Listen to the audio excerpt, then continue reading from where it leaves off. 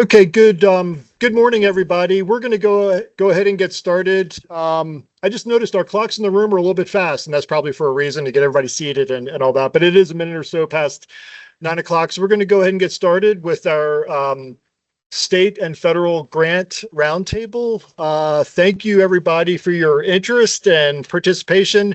Really want to thank our state and federal partners who agreed to take some time out of their day to come and brief us what's available out there as far as grant opportunities. Thank you for everybody for your interest. We got it for folks online. We've got about 30 people or so here in the room, and I think we've got probably about the same number roughly we're expecting online for this session. So thank you again. Really appreciate everybody's interest in this. A couple of logistics things before I turn it over to Karen Rowe. My name, first of all, is Andy Gunning with the Pikes Peak Area Council of Governments, our executive director here. We've been keeping the work going here with Karen Rowe. Thank you for the support from the governor's office and making this happen. We've got the best grant navigator in the state. So really excited that she's been able to help out so many of our local communities and bringing state and federal grants, especially federal grants, back to our communities. One of the things I want to talk about as we get toward the end, I think the last 20 or 30 minutes of this morning's gathering, we're going to talk about kind of where we go from here. Is there interest by our jurisdictions in trying to keep the work going? Are there grant opportunities that'll be available at the state and federal level that we also want to stay dialed in and try to pursue as well? So really want to talk about after the state funding ends, which we think is going to end September 30th, how can we keep the good work going? I think we've built up some really good momentum the past couple of years and some really good successes with our local communities. So we'll talk about that and some other stuff as we do our wrap up later this morning. Couple of logistics for folks, not just everybody in the room, but some stuff for folks online as well. Restrooms, if you're new to our building, men's room, first right out that door where Jared is, make your first right. Women's room is the second right. If you need to use the facilities, I know we're going to take a break later this morning, I think around 10:20 or so in that time frame. We do need to make sure we're using the mics for the benefit of the folks online. We've got a portable mic that we'll use for questions from the audience here, so just be mindful of that. And we are going to record this as well. We're going to record the session so we can put it on our website for folks that want to go back and watch certain things or weren't able to make it. And I think we're also going to make the presentations available. Is that correct? Good. So we'll make sure we get those out as well, probably on our website, but we may email them out, but we'll just have to figure that part out. But thank you again. Really appreciate this. Really excited that this all came together. And let me hand it over to Karen. We've got a full morning, so let's get started. Thank you. Thank you, Andy. I'm Karen Rowe. I'm the Regional Grant Navigator with PPACG. I'll have a presentation later, so I'll go over more details on my role and what I do here. For now, what I'd like to do is start with introductions. And what I'm going to do is not introduce the whole room, but we're going to introduce the speakers and other parties that are here that can provide you information. Again, this is a lot of information here, maybe things you already know, already seen. It's kind of all brought together. And so we're hoping to give you a little snapshot of each group and agency that's available to provide support. It's not meant to be in depth. You know, we're not going to go into details on how you apply or what you do or those kind of things, but it's just to give you the contacts, give you the brief information, have you think about how this can help your community or agency in pursuits that you have now, but also to think about pursuits that you have in the future. So with that, I'm going to introduce Sally Clark, who's down on the end. She's from USDA. Todd Leopold with DOLA, Jeffrey Guthrie from CDOT. He'll speak on that. We have Trent Thompson from Economic Development, Eva Branson from the Governor's Office, and we have a few people online who will be presenting also. And we'll have Keith McLaughlin. He's not here yet. He'll present on water. And so I'll introduce the people online when it comes time for them to present, but also here who will present on information later. We have Drive Clean Colorado. Jake and AJ. And we have Federal Highways Jin Hu. She's here to listen and answer questions that you might have later. And so with that, I'd like to get started with a presentation with Sally. I guess just we'll do presentation, and then if you have questions about that presentation, we allow some time for that here. And then if it goes too long, though, we'll probably say, hey, hold those questions until the roundtable later, and to keep on schedule. So with that, Sally Clark. Thank you very much, Karen. And this room is not a stranger to me. I'm a former El Paso County Commissioner, so was on the board and chair at one time. So it's great to be back. I am the State Director for U.S. Department of Agriculture Rural Development. I know that's a mouthful, but I am a presidential appointee. So I work for President Trump and Secretary Rollins under USDA. And so I'm going to tell you a little bit about an overall of what rural development really does, because there's a lot of opportunities. And I think that among the PPACG members, you could be missing out. I pulled up some figures just to let you know. From 2023 to 2026, over a 3-year period, Park County received a total investment of $16 million. El Paso, $4 million, and Teller, $6 million. That's over those 3 years. In terms of what they received dollars over, in Park, nothing in business programs, nothing in community facilities, and nothing in telecommunications. In El Paso, some business program dollars, $66,000, nothing in community facilities, and nothing under telecommunications. And then in Teller, nothing in business programs, nothing in community facilities, and essentially nothing in water and environmental or telecommunications. So as I said, there's a lot of opportunity here that you all may be missing out on.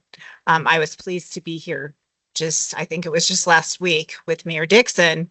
We were able to provide a search grant for them to do a wastewater study in Ute Pass at $85,000. So they were just awarded just very recently. You're welcome. It was a great day. It didn't start snowing until later.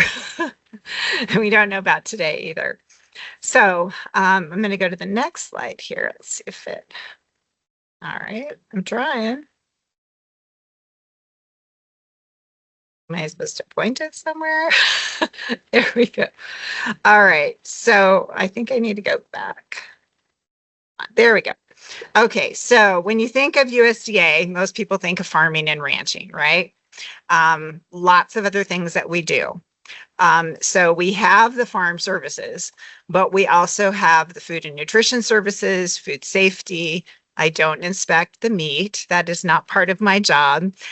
There's marketing and regulatory programs. We have natural resources and environment, which includes the Forest Service and Natural Resources Conservation Service.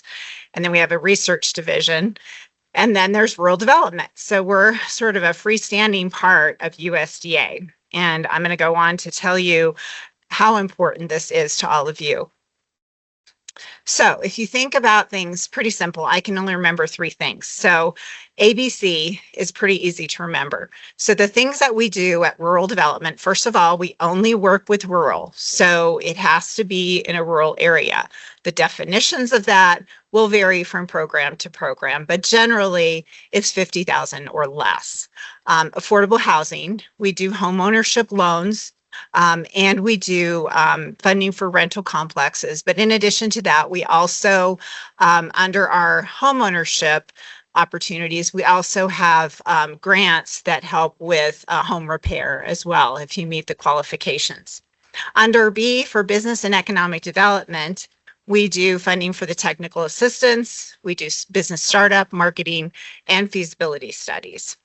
And then under community infrastructure, the funding for essentially the bricks and mortar of Main Street USA. And under that, we do. That's where our water and environmental programs also exist, and we can fund community facilities as well. So our office was really created to improve the quality of life and economic opportunity in rural America. And we are a unique agency that we're the only one devoted solely to assisting residents of rural America.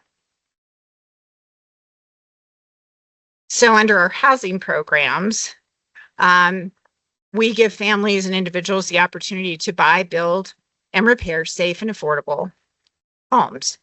Eligibility for those really depends on the area and the median household income in each area. We currently have our state allocations. USDA is funded for both the direct home loan and home repair loans and grant programs. So if you know anyone who's interested, we can help them with their home loans. I want to share a couple of stories about how our programs have actually worked. This picture is in Cripple Creek, and Alexandria and her 4 children had moved to town and fell prey to a housing rental scam. They lost their home.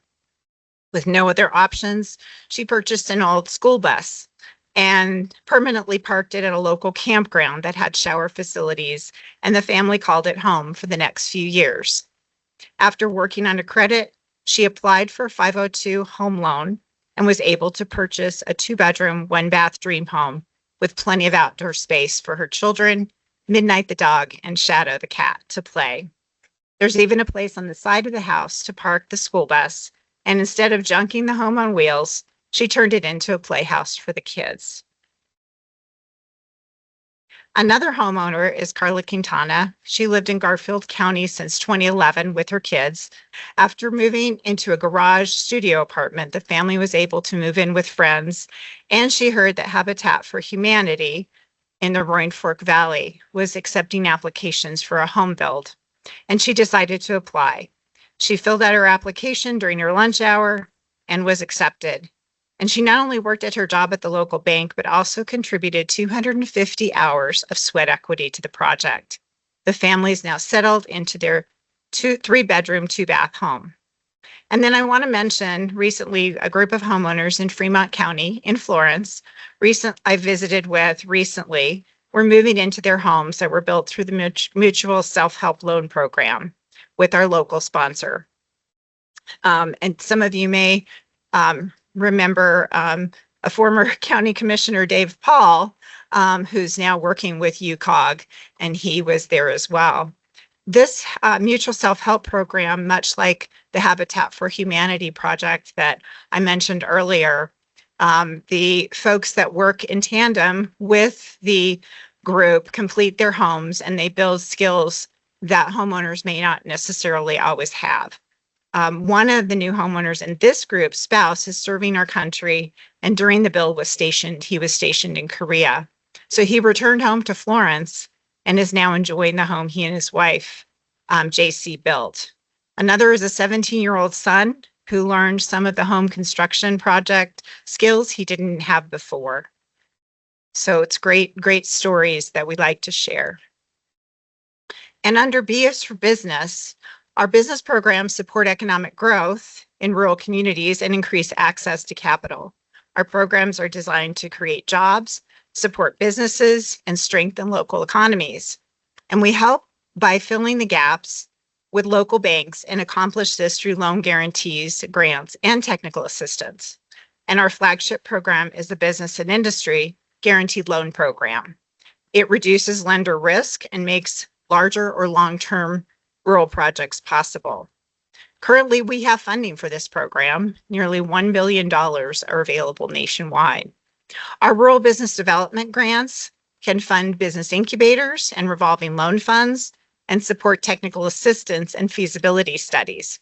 States receive an allocation for these grants, and we anticipate them opening up actually early in the summer. In Canyon City, the Fremont Economic Development Corporation has been working with us very successfully. We can also help strengthen ag-based economies with our value-added producer grants. This program helps agricultural producers generate new products, create or expand marketing opportunities, and diversify their revenue. We just closed that on April 22nd, and we had a large number of applicants, but it can really help to add on to those who are producing things in agriculture, to add on to sort of their portfolio of what they offer build their farming into more productivity. We have the funding also to complete energy audits through our Rural Energy for America program, and we anticipate funding coming through soon for that. And then we have several relending programs, such as the Intermediary Relending Program and Rural Micro Entrepreneur Assistance Program, that provide capital to local organizations and build a source of funding for business growth. On the screen are just a few examples of how our programs work. The picture on your left is from a local grocery store in Palisade, where we assisted with new refrigerators and freezer units. The bottom left is from Canyon City. We were able to assist Fremont Economic Development Corporation with a rural business development grant for Project Constellation. It's a business-led cooperative designed to grow and retain local talent in the county. The project will help businesses develop a reliable workforce while funding scholarships and providing industry-specific training and real world skills. They mainly want to keep, not only train them, but keep them there. And we're pictured there in front of an engineering firm that started actually in one of our original incubator projects and now has purchased the building across the street and is expanding. So really important to that local community. Fremont's been very active. You could use them as a great example of how we've worked very well with them. And then C is for community infrastructure. How many of you need more public safety things in your community? Everywhere, right? All in Colorado. This is infrastructure that helps keep communities healthy, safe, and economically viable. And we can fund essential services like healthcare and public safety facilities, community services, education-related facilities, and municipal infrastructure in rural areas. And then finally, our water and environmental programs, what we call WEP, provides the infrastructure foundation that rural communities need to support commercial development, housing growth, industry expansion, and long-term prosperity. And how do we do this? Through the WEP programs, we provide technical assistance and financing through loans, grants, and loan guarantees to develop drinking water and waste disposal systems, replacing aging infrastructure and reducing contamination. After all, modern, well-maintained water and wastewater systems are needed for a community to grow or develop. On the screen are some examples of our funding. Obviously, I think you probably know a couple of people in this photo here. And then on the top left is Mount San Rafael Hospital in Trinidad, Colorado. We provided funding to renovate and expand a 14-bed medical surgical unit, a new emergency department, new central utilities plant, and the purchase of monitoring equipment for the emergency room. Below is a picture of a restore building outside of Glenwood. We were able to work with the local Habitat for Humanity and provided financing for the building and their store. On the right is a picture, obviously, of the town of Green Mountain Falls. And just recently, I was able to present the town and Mayor Dixon with an $85,000 special evaluation assistance for rural communities and households, say that fast. It's called a search grant to help with their work on their preliminary engineering report, otherwise known as a PER. The town relies on individual septic systems for their wastewater treatment, and inadequate treatment has contributed to ongoing water quality impairments along Fountain Creek. The PER will provide options to consider for centralizing their wastewater treatment system. And finally, we have offices around the state and in Denver. Our staff lives and works in the local communities we serve. So I suggest that you reach out. You can always reach out directly to me and I'll make sure to point you in the correct direction. You can help us in two important ways. First, by acting as a conduit for information on our programs and applying to participate in our programs directly. So if you know of homeowners that are looking to buy or build a new home and they qualify for our programs in those rural areas, please point them to us and we'll help them to be able to buy their own home. If you know of someone who's over the age of 62 and very low income, who is needing help on repairing their home with critical needs. We've had several examples. An older woman, she was in her 80s down in the Alamosa area, had to use an outhouse during the winter time because she didn't have indoor plumbing in her bathroom. We were able to provide a grant for her to redo her bathroom. So now she doesn't have to traipse outside. These are really serious things sometimes that affect people's lives. So we would really like to be a part of that in coming up with a solution. So this just shows where we're located. And then the final slide is how you get in touch with us. And I know Karen will share a lot of this information with you. You can always come directly to me and I can point you in the right direction. I'm glad to be here this morning.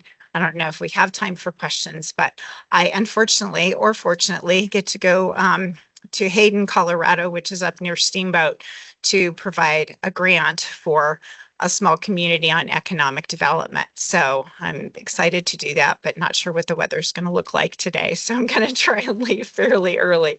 I did leave some cards also over by where Jared is standing, and there's a QR code on the back that you can get to all of our programs. We have over 70 of them. So I'm not going to go through 70 today. Thank you.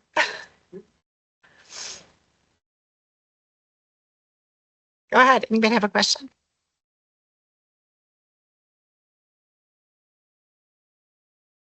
I'm always full of questions.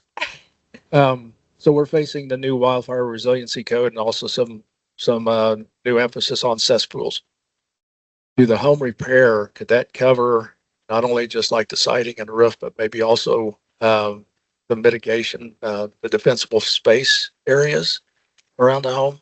I don't think that the defensible space would be included. I do know that we've done a number of like septic systems. Fort Garland, Colorado recently had some issues with, they have cisterns and they had their water cut off to fill their cisterns. So we actually were able to use one of our grant loan combos to help them to drill a new well. Okay. So it's mainly basic life services.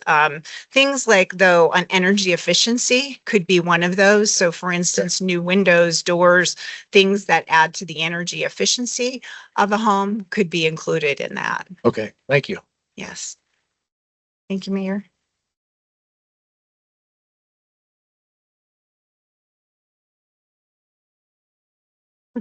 I just asked, like, if we have individuals that are interested in the home repair or the homeowner, who do they contact? They can go through our offices and we have staff that specializes. So I have three, you can see here, three program directors, and then So they they have have- staff for them. Okay. We would just need to put them in touch probably with our housing staff. We have some staff with housing down in the Los Animas office, actually in Bent County, and over in Alamosa, and then over in Delta as well. But we make sure they get to the right person. It doesn't matter which office they're in. They can certainly help with checking eligibility to see if they're eligible. The direct loans go directly through USDA. The guaranteed loans would go through a bank. So those are for those that might be in a little bit higher income category, but still qualify for our loans.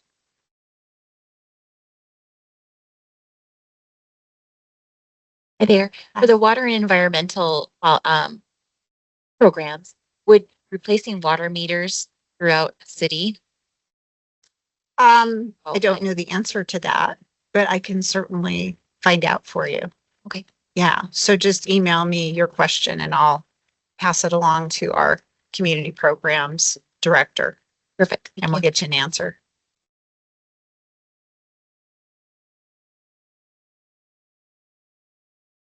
Other questions? Yeah.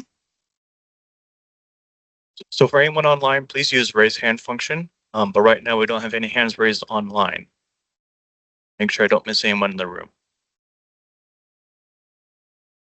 And I see no hands raised online. Okay, great. Well, thank you. And I, hope to work with some of you.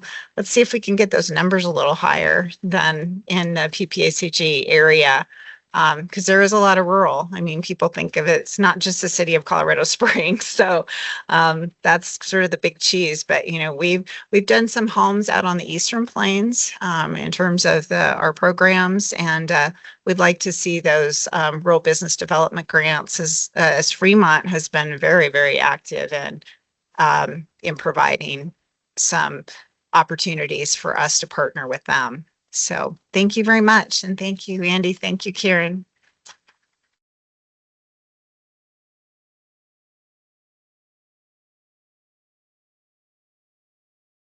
Thank you, Sally. That was great. I really appreciate you being able to come down here this morning. Like she mentioned, she needs to leave a little early to head up north. So our next speaker is from DOLA. We have Todd Leopold here, but also online we have Kate Peacock. So with DOLA, they have different regions, and Kate covers Park County. And Todd's been really helpful and useful, and he's here in person to help present. He covers Teller and El Paso County, again, for the Pikes Peak region. He covers other ones too. So with that, I'll hand it over to Todd.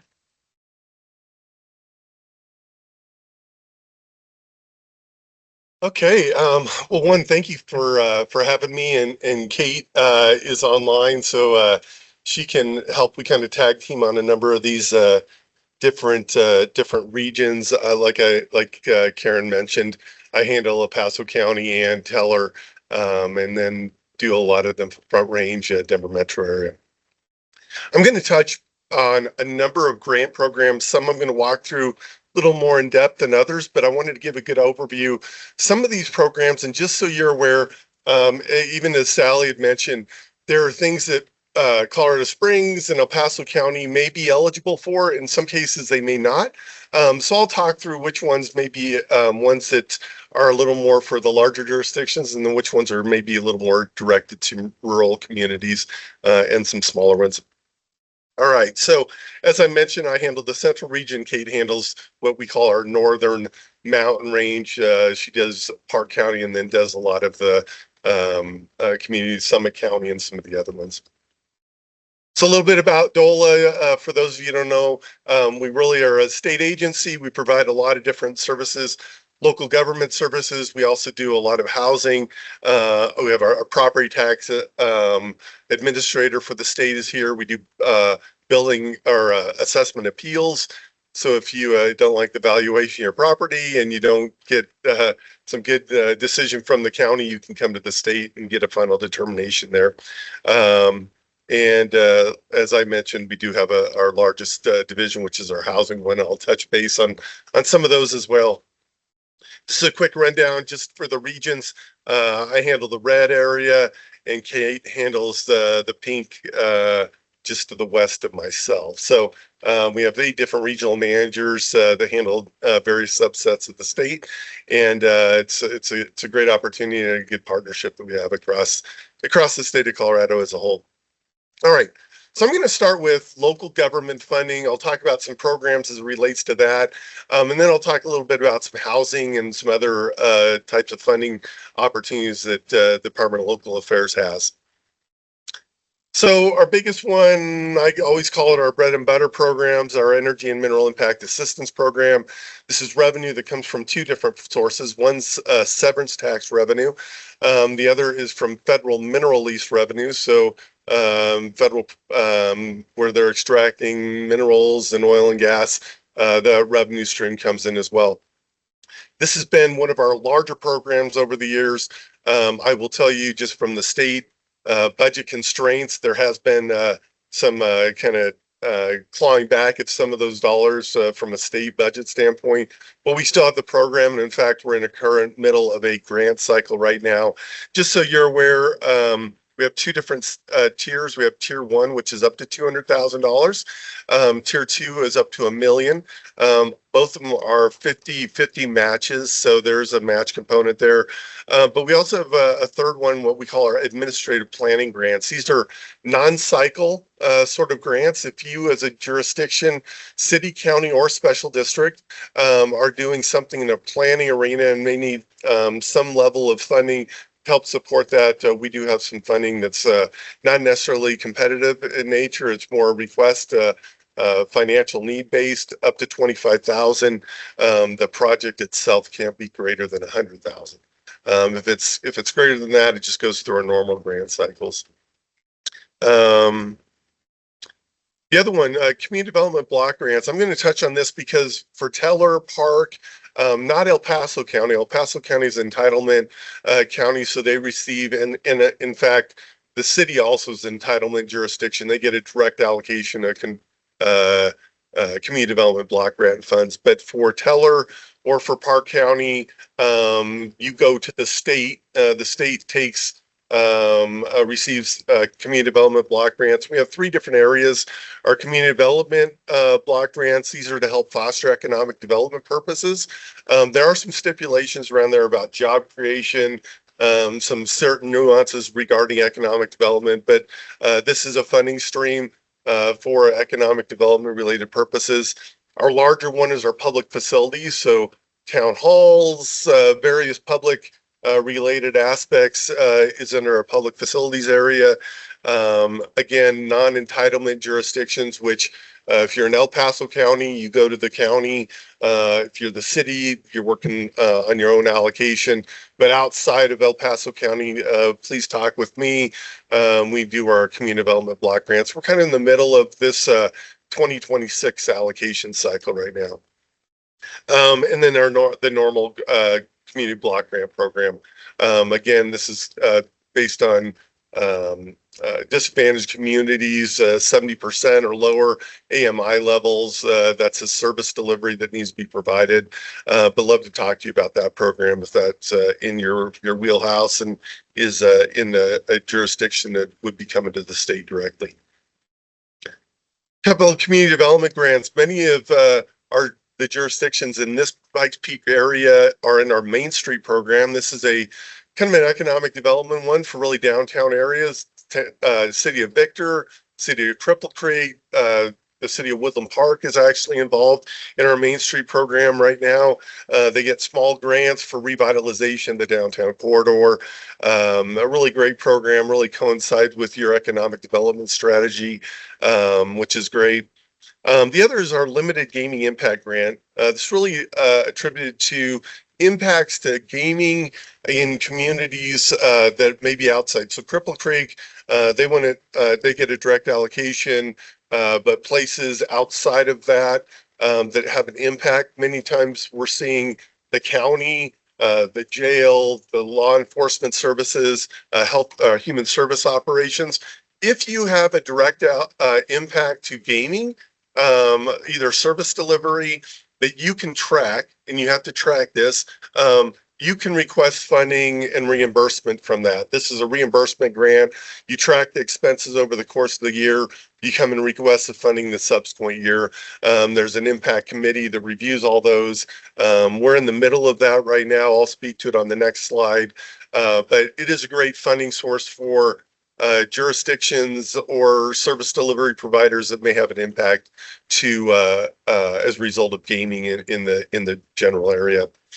The other one is our Rural Economic Development Initiative grant. This one we just closed and approved grants for this cycle, but we'll be doing one next year. The legislature did reduce the grant funding amount by about 250,000 from what it typically has been. But these are for economic development purposes in rural communities all over the state. I think it's been a great program. We can do facade improvements. We can do a lot of different things and help businesses, private businesses with job creation and expansion of that. So I'm happy to talk to you about that program as it comes up. But as I mentioned, it will be the next cycle will be in January, February of 2027. So I did mention on the limited impact grant, I'll just touch on it because it is coming and opening up May 16th through the end of June. Will be submissions for jurisdictions. Many of you have that may have already applied for grant funding in prior years. You're going to be aware of this, but we are in the opening of that application cycle here very shortly. And then ultimately what transpires is those submissions take place and the advisory committee will make the final recommendation for funding. We have 7 million, a little less than that a year. So it's a sizable amount of money that goes right back into communities that are impacted. Let's talk about partnerships. So I have two different areas. I'll let Karen's going to speak to the second one here and when she talks a little bit, but I did want to mention if you are a local government jurisdiction and you would like to have an internship or a fellow, we partner with, and we've done this program for a number of years, where we call our Best and Brightest internship or fellowship program. It's a 2-year internship. We fund basically 60% of it. You fund 40%, and a jurisdiction gets really usually a graduate student candidate that can provide services and really work in your community directly. Many of them are getting their MPA or their master's program, looking to get more into city or county administration. But we had a really good, strong request and interest this last cycle. We're actually closing it up now. But if you have an interest, I'd love to talk to you about that. The other one is our University Technical Assistance, and I mentioned Karen will speak to this, but it's really a partnership between CU Denver and DOLA, and it's kind of an entry point for projects that you're maybe thinking of in your community, and kind of the benefits and really cost effectiveness of this program is really a valuable one. I wanted to talk about another program. We've had it for a little while. We call it our LOMA program, Local Government Match Program. It's for those jurisdictions that are going directly to the federal government for grant funding. The specifics of this are that needs to be IIJA funding, Infrastructure and Investment Jobs Act funding. There's as much money there left, but there are some grant monies, and we have dollars. The LOMA funds are state dollars that go to help match your local match if you're going to the federal government and their match requirements. So we do have some dollars there, and you can request those funding if you're looking to go directly to the federal government for a grant per se. We have a couple other grants. These are a little more specific, but they're really law enforcement related. So if you are a law enforcement agency and you're needing services or programs, we do have funding that we give back in the form of grants. And these are from kind of seizure funds that come through the course of the year. And so we help with local government jurisdictions there. There's a community crime prevention initiative. This was a grant. Came out of a legislative measure a couple of years back. I will tell you, we aren't done with the legislative session. This is one program that's being reviewed by the legislature about whether to continue that or not. I always say until it's done, it's going to be on the list. And so we're going to try and keep this one this one viable, but it is a challenging one right now. The final one is a peace officer behavioral mental health. This is for mental health services for law enforcement agencies in the state, and has been really a valuable program that we've done for quite some time as well. All right, I'm going to touch on housing quite quickly and kind of some associated funding there. Local planning capacity grants. If you are opted into Prop 123, this grant program, this is part of Prop 123 funding. We call our local planning capacity grants. These are for expedited permit review processes.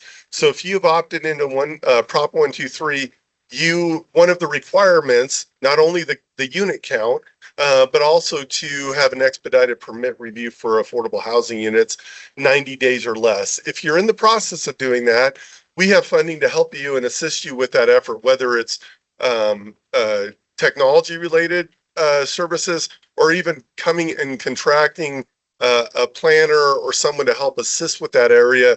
You can request funding for this through this grant program. We are going to have other fundings going to start on the 24th of August through the September 24th. The expedited permit process needs to be done by the end of the year 2026, so December 31st. So we are nearing our first 3-year cycle for this process. But if you'd like to talk to me about this, I'm happy to discuss this in more depth. Not a big piece here, except for transit-oriented communities. We do have some infrastructure grant funding to help with design. If you are in a designated transit-oriented community, probably more in the urban areas around here, there is funding for that in kind of transit centers, and we can help with some grant funding as relates to that. The other is accessory dwelling units. If you have accessory dwelling units and you're looking to support that effort, we can help with jurisdictions that promote that construction and give you grant funding to offset the cost or incentives that you may be offering to someone that may be wanting to put in a ADU. There's also housing planning grants. I'll speak to those in just 2 seconds, but this one's specifically around housing needs assessments. So part of the legislation requires housing need assessments, and we have funding that can help support that effort, whether that's on a regional basis or that's an individual jurisdiction focus area. We do have some money for both needs assessments and housing action plans directed from the outcome of those assessments. Homeowner or affordable home ownership programs. We have a down payment assistance program for individuals looking to buy. They have to meet certain income qualifications, but there is some down payment assistance there. New construction acquisition rehab for folks that are looking to rehab and make a project or a building or a construction more affordable. We do have some funding for that. Mobile home parks, if there are focus areas around mobile home parks, and even folks that live there that maybe want to help to acquire a mobile home park in their own jurisdiction, there are some opportunities and programs that are available to you to assist there. And then finally, that single family owner occupied rehab program. So all under our division of housing group. But have you definitely reach out. You'll get the slides. I put the links on each of the slides so you can go directly to those individual websites and get more information as if that need arises. The final one is our homeless initiative. We still do a lot of work in a homeless arena, prevention, diversion aspects. We do a lot of outreach, both on the street and then in patient assistance, emergency sheltering services, and then rapid rehousing. The state has an operation called our Sage Point property. This is just west in Aurora or east of Aurora, but it's a great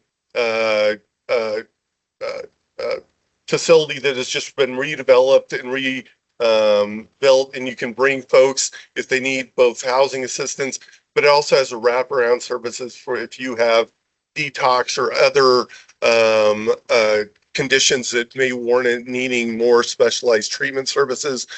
Sage Point is a great service, and we do have space for individuals if the need arises. I'll leave this last one, and it's a slide. We call it our local government funding guide. You can look it up. If you Google it, you just Colorado Local Government Funding Guide. But it is a great resource for state agencies that have grants. And you can, the blue kind of sections there are kind of categories. So you can drill down, hey, I'm looking for public infrastructure. I'm looking for type of funding. And we try and keep this up to date. And it's kind of a laundry list of all the different grants throughout the state that are available. So it's a good resource. Obviously, this is ever evolving work, but I wanted to throw it on here because if you don't see anything that you, from my presentation, going to this community funding guide could be a great one to kind of expand on that effort. All right, I kind of walked through this relatively quickly, but I did have a lot of links for you, and just love to open it up for any questions you might have. Jeff. Jeff Mosier with the city of Cripple Creek. Prop 123, when it first came out, had a preservation chunk to it for preserving existing low-income housing. That's kind of gone away because it doesn't add to the inventory. Correct. Is there anything coming down the road where preservation, especially very small projects that are under 20 units, because small rural communities were 10 units is big for us. Correct. And so those have kind of gone away. We have properties, but we can't get them funded because funding sources will only go 20 and above. Yeah. So a couple things that are happening in this arena. One, we're looking at how we're designing and thinking about counts, taking into some of those considerations. Now that we've been at this for 2 or 3 years now, there are some things that have come up that have been problematic. When you do something that's kind of a blanket layer across the state, what you sometimes find is it doesn't fit everybody's different unique needs. And so we are discussing that around how do we identify or count those units, and what are some of the funding sources attributed to that. There's 2 things, and I'll just mention on Prop 123, there was 40% of the Prop 123 funding came to DOLA. And this is for supportive housing, some of the things I mentioned here, local planning capacity. That was the 40%. The other 60% went to OEDIT, or you see it. They kind of partnered with CHAP, or the Colorado Housing Finance Authority. Those were for like acquisition of land and some new construction. I will tell you, there has been 110 million of that money has been reallocated to balance the budget this year. But those are dollars all on the OEDIT side. DOLA didn't get touched with our funding. So there are some challenges there, but our ultimate goal is that's a short-term thing. But we are talking about how do we give more flexibility about counts. Correct. Yep. And we're coming up with our first, 3-year cycle, which is nearing. Oh. Hey, Caleb. Hi, Todd. Caleb Patterson, Green Mountain Falls. For smaller communities, a lot of our problems are aging infrastructure.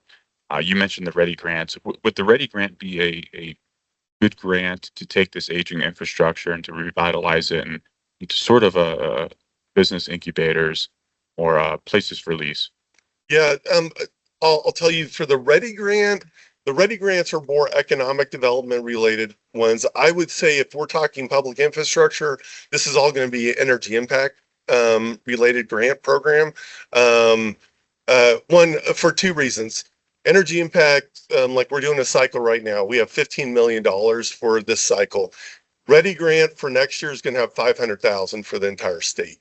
So, Caleb, you know this better than I do. Public infrastructure is astronomically expensive.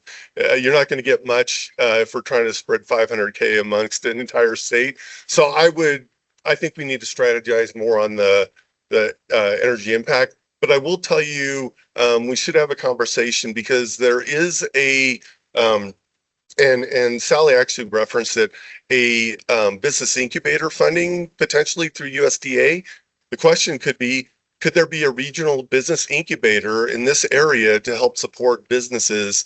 And could that be a funding stream to look at? So my wheels always turn when I hear from other folks, but this may be something we want to talk about in a more regional effort for maybe a business incubator. Thanks, appreciate it. To keep on schedule, if you have questions for Todd, probably have time later. So if you want to write them down, we can do that. So we want to make sure we have time for everyone, keep on schedule as much as possible. So with that, I'm going to have Eva Branson from the governor's office. She's kind of who I indirectly report to. She oversees all the regional grant navigator program and the LOMA and the grant writing information. So With that, here's Eva Branson.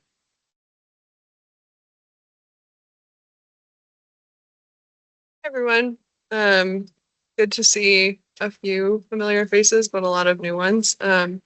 I am Eva Branson. I work in the Governor's Office of Federal Funds and Strategic Initiatives as the local government federal funding advisor.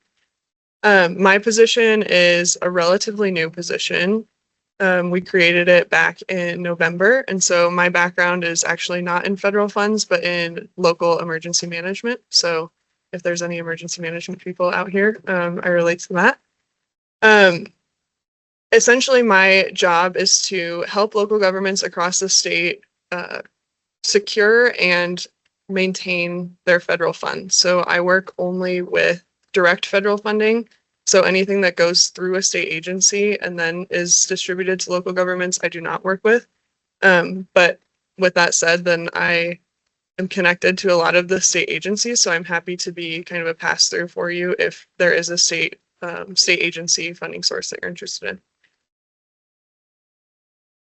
So my job is broadly split up into 3 parts, I would say. And PPACG's region is lucky that you guys get to keep Karen until September. She's the RGN that will stay on the longest. But for a lot of the other regions across the state, then they are losing their grant navigator this year. And that's because the grant navigator program was originally created for IIJA funds. So that was the bipartisan infrastructure law that was passed under the Biden administration. And those funds are running out, or the funding opportunities are going to be posted for the last time starting in September of this year. So with that, then the grant navigator program is kind of coming to a close. Like I said, Karen will be here until September. So you guys have a unique situation there, but I'm happy to work with Karen on this piece. I certainly won't be taking it over for her because she's doing such a great job. But essentially matching the local project ideas that you all have to federal funding sources. I won't go into super many funding sources today just for the sake of time, but I will say I heard water meter replacement somewhere. There is a Bureau of Reclamation grant called the Small Scale Water Efficiency Program that's open right now. And depending on how many water meters we're talking about, then that could be a funding source for that. Also, as I'm sure a lot of you have experienced with federal funds or communities around you that have federal funds, the federal funding landscape is a little bit tricky right now. There are some disruption to federal funding opportunities just with the administration change and changes in administration priorities. And so part of my job is to help you strategize as you navigate those changes and make sure that we're seeking funding in a strategic way that advances not only the needs that we have right now, but also sets us up for success in the future. The second part of this is technical assistance. So I want to be clear and say that I can't do any grant management for local governments because of course it's your grants. But I'll do everything except for managing the grant for you. So I'm happy to provide assistance in any way that I can with your federal grants that you already have secured. So whether that's a change to your federal grant, a change in the terms and conditions, if you're still in contracting, if there's a funding termination or clawbacks or compliance issues, either I will help you directly or I can refer you to some resources that may be able to help. And then again, this whole strategizing in terms of what funds you already have and what can those set you up for in the future in terms of federal funds. And then also I'll do my best to talk about state funding opportunities as well as I know about them. The third part of my job, and this is the part that has really filled up the majority of my time for the last few months.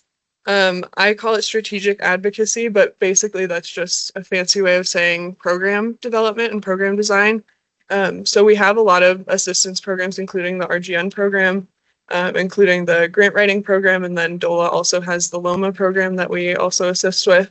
But essentially, with these last few months of IIJA, we have a cash fund at the state that funds all of these programs, and there's still some money left in that fund. So my job is also to figure out how we can adjust some of the programs that we already have and then also build new programs to be responsive to local needs in these last, I guess now it's 4 months. That's crazy. Of IIJA.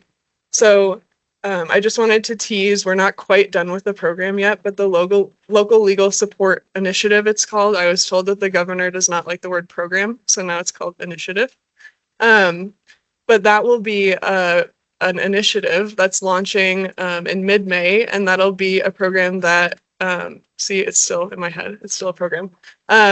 Essentially, it'll provide free legal services to local governments that are experiencing those federal funding disruptions.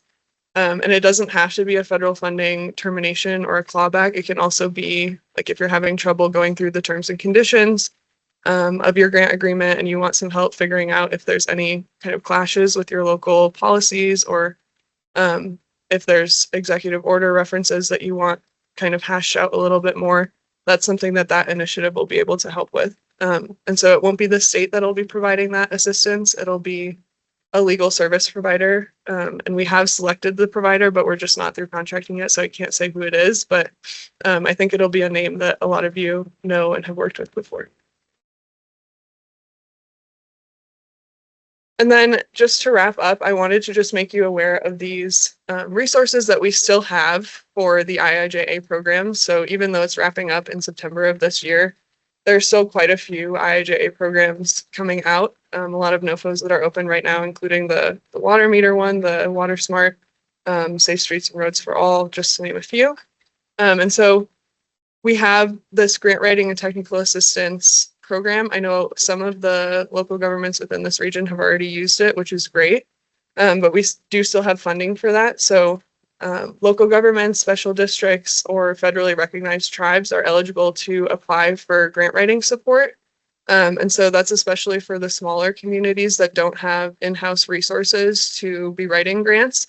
So you can apply for either a full write, or a co-write, or an independent review, which is where you write your own application and then we hire a consultant to go through it for you and make sure that it's as responsive as possible to the federal notice of funding opportunity. And so that will be wrapping up at the end of this year, but that is still something that's available to you. And not to keep mentioning the Water Smart grant, but it's eligible in case that's of interest. Todd touched on this, but we also have the local match assistance program that's administered by DOLA. The budget is actually 10 million, but since sometimes we grant funds and then the local government doesn't get the federal award, then they return funds to the pool. So we're actually able to over obligate the fund a little bit. I think there's about $2 million left in the fund as we speak right now. But this is non-federal matching dollars for any direct federal programs that are through or authorized through IIJA. And it can be a little bit challenging to figure out whether a program is authorized by IIJA or another statute. So you can either look in the NOFO, the Notice of Funding Opportunity, and it should say what authorized the specific funding opportunity, or else you can reach out to me and I'm happy to help you sort through it. So this is just kind of my landing page. I do have some business cards with me today in case anyone wants to chat in the break.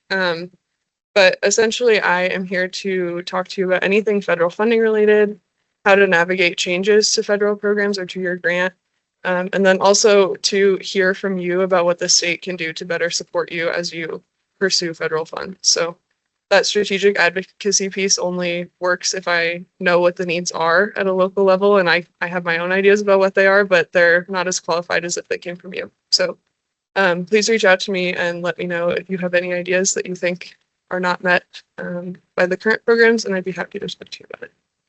And then, of course, if I don't have the answer, I'll find someone who does. That's especially on the state funding piece. Thank you. Any questions? Yeah. Eva, I'm just curious, after the IIJA and I think it's the IRA, those funding sources dry up. Yeah. Will the grant writing technical support still continue in the governor's office, or is it only for those statutes? It's only for those statutes. So the program ends at the end of 2026. I'm not quite sure why the cutoff date is a little bit after IIJA runs out, but it is. So that will end at the end of this year. My position ends in the middle of next year, which is when the state's cash fund attached to the IIJA funding sources ends. So I'll be here for longer than the funding opportunities are, and hopefully somebody, a new governor, will extend my position. But yeah, that's the plan for now. Awesome. Thank you.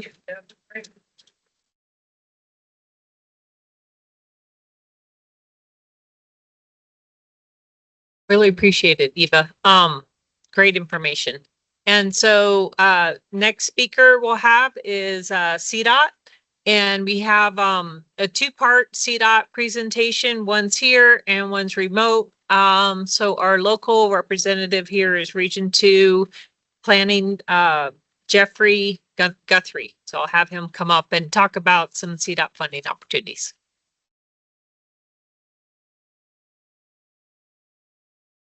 Thanks, Karen.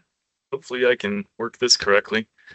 I have about 82 slides to go through, so hopefully everybody's awake. Just kidding, Karen gave the axe to about half of them, so this will be short and sweet. My name's Jeff, just plain old Jeff. If you call me Jeffrey, it sounds like I'm in trouble. And I'm usually, or at least in this room, since John Leosatos is here, I'm the second funniest guy in the room. Ha ha ha ha, wake up everybody. All right, so this is a quick guide to, see, I knew I couldn't work this thing. What's going on? There we go. All right. See, I'm in trouble. So my life is alphabet or acronym soup. CDOT has like a 10-page, and I'm not even exaggerating, guide to acronyms that we use. So please ask for clarification. But just really quickly on the left, these are CDOT managed grant programs. And when I say CDOT managed, they're usually managed at the Region 2 level. Some of them are headquarters program managed. Actually, they all are. What am I saying? At the region level, we have an excellent local agency team headed by Lachelle Davis, my colleague here. Her team really exists to hold your hand through the entire process to make sure that you stay in compliance with all applicable regulations. You dot the I's and cross the T's, so to speak. But I'll quickly go through the first three on the left, the bottom two, MMOF and CRP. Just really quickly, MMOF, this region is programmed out in those funds till about fiscal year 29, and current legislation that's proposed for the long bill that still has not been passed. They have till May 13th, but current legislation, House Bill 1399, has proposed to eliminate the annual general fund transfer of $10.5 million to MMOF for the next 3 fiscal years. So that's roughly half of statewide MMOF funding. So yours truly will be a wet blanket in the near future to come back to all our awarded projects. Actually, funding that should not affect any awarded projects, but it'll certainly affect future already programmed projects. So don't expect a call for projects for MMOF anytime soon. And then carbon reductions, similarly, this MPO is programmed out, so I want to say fiscal year 29, and so I won't be talking about that today. These links are active, so you can click. I did check them. They do work. And then Karen will cover the SS4A, Safe Streets and Roads for All. That's a federally managed program here during her turn. So firstly, all right, it worked. Safe routes to school. Who here has a school in your community, right? The goals of this program are to make walking and biking to school safe and more appealing, and more importantly, increase the number of kids doing that. My kid's school does not have a school bus route going to it. It's a shame. So Driveline is the devil. I can't wait for my oldest to start driving to turn that over to him. Eligible applicants to SRTS, political subdivisions of the state. There's an actual definition of this. Everybody in the room should be familiar with that. So cities, towns, special districts, obviously school districts are applicable. And then very importantly, locations of these SRTS projects within 2-mile radius of kindergarten through 12th grade. The most recent call for projects legislation was changed to allow for high schools to be eligible for this funding as well for the first time in the program's history. It is a 20% local match. These are federal funds, so keep that in mind. Your project will be federalized with the applicable requirements. As that says, the funding amounts for the next call for projects are yet to be determined, but most recently, the last 2-year grant cycle, that's a statewide total, 7.7 million bucks. That's not just this region, that is the entire state. And then these are applicable, as you can see on the right, to infrastructure and non-infrastructure grants. Infrastructure grants, pretty self-explanatory. I won't read every single bullet point. Traffic calming, in case you guys don't know what that means, that's as it implies, to slow people down in school zones especially. But usually infrastructure projects within the roadway that are designed to calm the drivers down. And then the non-infrastructure grants are pretty neat. They're everything, like it says, from bike rodeos for the kids. My kids loved those whenever they were little kids. I almost said when they were kids. Crossing guard programs, things like the walking school bus programs you may have seen in some communities, so on and so forth. And then on the left, you have the minimum and maximum grant awards for each of those different types. You can see that the non-infrastructure projects are a much lower threshold just because those are usually planning and kind of conceptual projects versus the infrastructure, which obviously costs more. And then as that says in italics, applications for fiscal years 27 and 28 open this fall. I can't give you a better timeline yet because that statewide program manager has not released that. Next program, TAP, Transportation Alternatives Program. This is also federal funding, so this is also a 20% local match, and your project will be federalized. Remember that. The goals of this are to provide active transportation improvements. Active transportation is anything not behind the wheel of a car, so everything from walking to bicycling to skateboarding, let's say, like my kids. Environmental mitigation, so there are some unique stormwater components of projects that are eligible, or historic preservation. I can't speak to that, sorry. Eligible applicants are essentially political subdivisions of the state as listed up there. If you have a nonprofit in your community who's interested in this, they must partner with a governmental sponsor, so town, city, county, special districts, so on and so forth. And then MPOs, metropolitan planning organizations, actually get their own direct allocations of funding. And so MPOs like PPACG do run their own call for projects within the boundaries. But that being said, members of those MPOs, jurisdictions within the MPOs also can apply to the region, the CDOT region administered TAP funding. So you can double dip, so to speak, for the TAP funding. The funding amounts, as that says, the funding is to be determined. You'll notice a common theme in my presenting, to be determined. But that does vary by CDOT regions. And when I say CDOT regions, the state of Colorado is split into 5 different engineering regions. We are region 2. 2 is best. We're basically the bottom right corner of the state if you were looking at a map, from Park County over to Kansas and all the way down to Huerfano, Los Animas counties in New Mexico. TAP, the split up is 34.5% directly to MPOs. 58% of that state allocation goes statewide to the 5 engineering regions. There is a formula which allocates that to the engineering regions, and that's based on 45% vehicle miles traveled within your region on the state's highway system, 40% of the lane miles, and then 15% of the truck vehicle miles traveled. Pretty interesting stuff. And then 7.5% of that balance actually goes to state parks and wildlife for their recreation trails grant program. So if anybody has a state park or state lands in your unit, maybe talk to your CPW representative. This next call will be for state fiscal years 27 through 29, as it says in italics. And that also will open this fall. This next month in May, we region planners across the state should have a call with our TAP program manager at headquarters up in Denver just to outline that specific timeline. The best I can tell you right now is expect an October, November, December application window for projects. And yours truly here will be running that in region 2. I'm like the pre-award dude who then, once the awards are made and determined, turn it over to Lachelle's team, who are the post-award people. And I will happily work with you all to develop your application for the most success that we can, hopefully, fingers crossed, for your entity. And then eligible projects on the right, you can see just a couple of highlights. I have the slide clicker on. I almost said next slide, please. Next slide, please. HSIP. Told you I'm full of acronyms. Highway Safety Improvement Program. This is for both on-system and off-system. How many people have a road in your community? Yeah. How many of you have a state or U.S. highway that acts as your main street, right? Most of Colorado do. it's actually very rare, Green Mountain Falls, to not have that kind of thing going on in your town. The goals of this program to achieve significant reduction in roadway fatalities and serious injuries. This is a heavily data-driven program.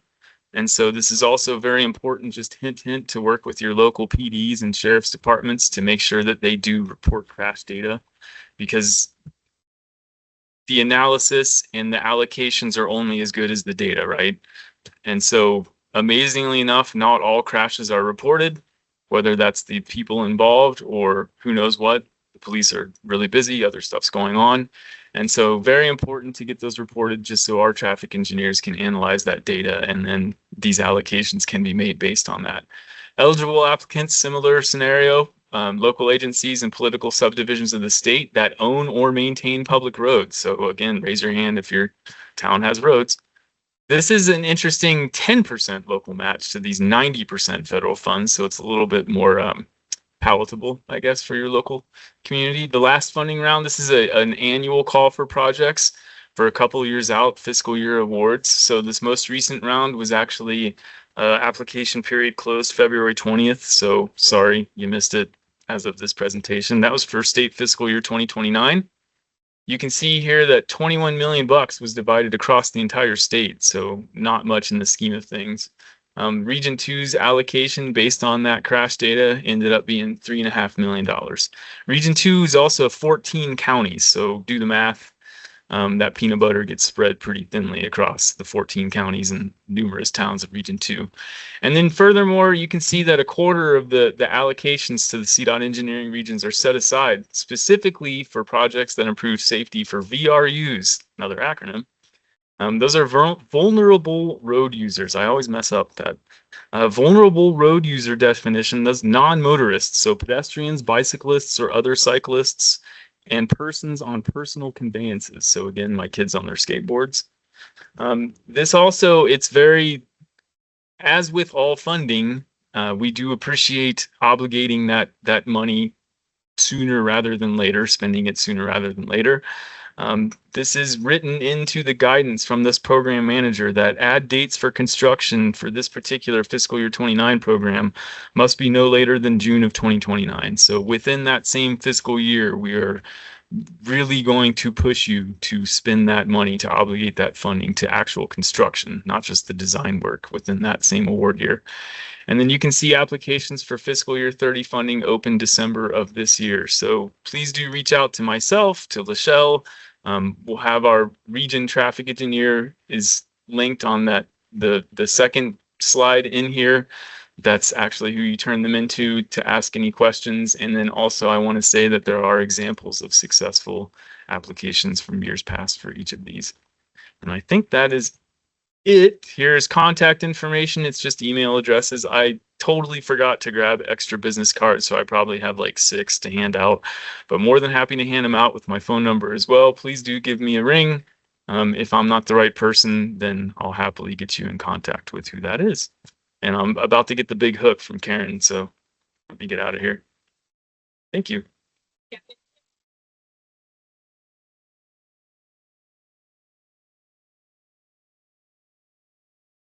So I kind of expected some of these to run a little bit longer. It's great information, and I want to make sure that we have enough time to capture it.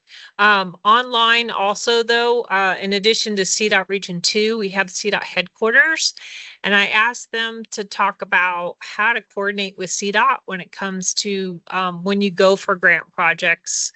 You know, sometimes people say, well, I want a letter recommendation from CDOT, or not recommendation, but a letter of support, or how do I coordinate with CDOT and some of the grants? Just for example, Safe Streets for All is not eligible for CDOT, but you can partner with them, but the local agency has to apply. So with that, we have Leslie Welch and Jamie Grimm. I don't know who is going to present on that. They are remote. Hello, everybody. I can present really quick. I apologize. I got busy yesterday and forgot to send them. Oh, no, here they go. And forgot to send them. So, next slide, please. Sorry, I also didn't introduce myself. Hi, I'm Jamie Grimm. I am the federal liaison for CDOT, which means that I work really closely with our federal partners in the congressional offices. So Senate staff, House staff, they come to me with questions about projects or about legislation that might be being introduced. We reach out to them if we have concerns about rulemaking or policy that's going into effect. We're getting ready to we're waiting on a draft of the Surface Transportation Reauthorization, which is what's going to replace IIJA, because IIJA, as we've talked about, expires. So I've been in, close coordination with them, talking about what we're hoping to see in the legislation. The same amount of money if we get real lucky, but I don't think we will. One of the things that I personally partner really closely with these offices on are the earmarks. So once a year, earmarks historically are a pot of money that legislators have given to themselves to disperse in their communities on projects that they have an interest in. So 50 years ago, maybe not that long ago, the early 2000s, we all heard about this thing in Alaska, the Bridge to Nowhere, which was, I don't even remember. I looked it up. It was like a $50 million bridge that was going to connect the mainland of Alaska to an island that had like 30 people living on it, but it had an airport. And it was an incredibly expensive bridge project for very few people. And so there was a big outcry about how earmarks basically were a form of elected officials being able to push money towards their personal priorities. So earmarks actually ended up going away in 2010. Congress decided to remove them and to stop using them as a tool. Historically, they'd been used kind of as horse trading, but they had gone to a lot of kind of maybe things that were important to a certain community, but maybe didn't have a lot of national impact. So they came back in about 2021 as rebranded and with a lot more rules. And so in the Senate, they're called Congressionally Directed Spending, or CDS, and in the House, they're called Community Project Funding, or CPF. It's a much smaller amount of money. It is managed very differently than it was in the early aughts and before that. And one of the things is it needs more DOT coordination. So when a community, I apologize. I had a baby a couple months ago, and my husband set him down in my office, and so he's letting me know that I'm not paying attention to him. So I'm sorry about that. What this band of money does, if you apply for a transportation project, the money will flow through CDOT, which means it needs to go on our STIP. Because it is federally funded, it has certain administration requirements. So what you need to do, I'm so sorry. What you need to do if you're going to apply for a highway transportation project or a transit project is you need to come to us and we will write you a letter. It is not a letter of support. We received over 50 requests for CDS letters this year, so we just don't have the bandwidth to be able to do letters of support. What we do is we provide a letter that tells the committee that we will administer the funding according to federal law. We'll add it to our STIP and we'll make sure that all of the administrative requirements are met. So this isn't something that you need to know about right now. Just keep it in the back of your head. And so when the CDS process starts again, theoretically next spring, keep my email address and reach out to me and ask for a CDS or CPF letter of acknowledgement, and I can help you out with that. So happy to answer any questions. Maybe we'll let Leslie talk about coordinating with the HQ grants team while I deal with the bugger behind me. So anyway, happy to take questions in just a second. Okay, hopefully everyone can hear me. My computer's been a little on the fritz and getting set up. So if no one can hear me, just let me know, please. And if we could go to the next slide, please.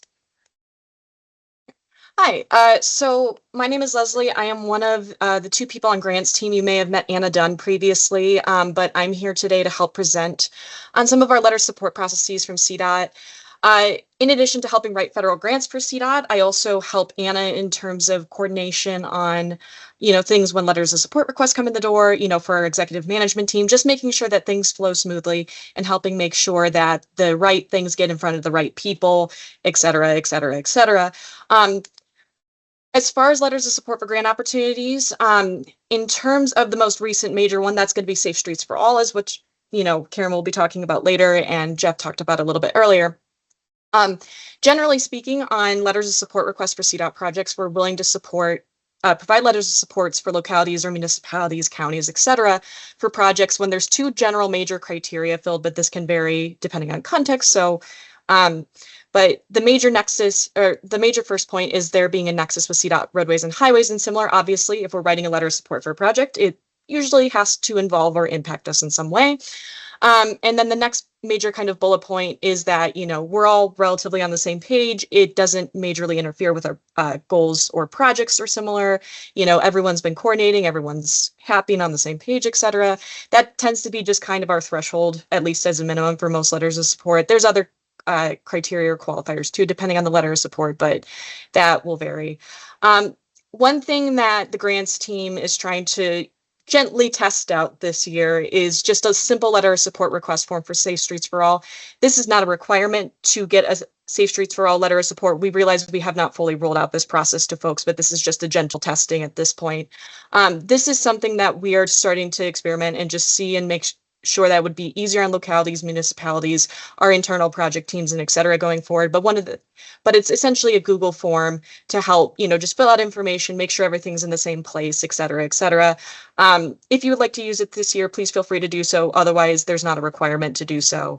And otherwise, that's mostly it. We're just generally trying to make sure that folks are aware of our letter of support request, needs, and that also we're trying to make it a little easier on folks going forward. And so could we get the next slide, please? Yeah. Yep. And this includes the link as far as the Safe Streets for All letter of support request. And this also has Jamie and I's contact information if you'd like to reach out to us anytime. And we're of course happy to take questions right now. So, yeah. And I'm okay if anyone has questions right now. Yep. No questions right now, it looks like, in the room. And thank you both, Jamie and Leslie. I appreciate it. And I know the challenges of having children and having to work at the same time. It's tough. So with that, what I want to remind people of is we will provide a link to all these presentations that will have the links in them. And also we are recording this and it will be available to rewatch or listen to again if you need it. Now at this point, we had scheduled a break. I'd like to keep the break, but the question is, do you want to break now or do you want Trent to go first and then break after that? Any preference now? Okay, so I think that's a good idea. I think our brains can only absorb so much after a certain time. So let's take if we can, a 10-minute break. The clocks in here are a little fast. If we can come back at 10:35, that would be great. I guess with the clocks in here, it'd be a little bit after that. So thank you. And for those online, 10:35 is when we'll come back. Thank you.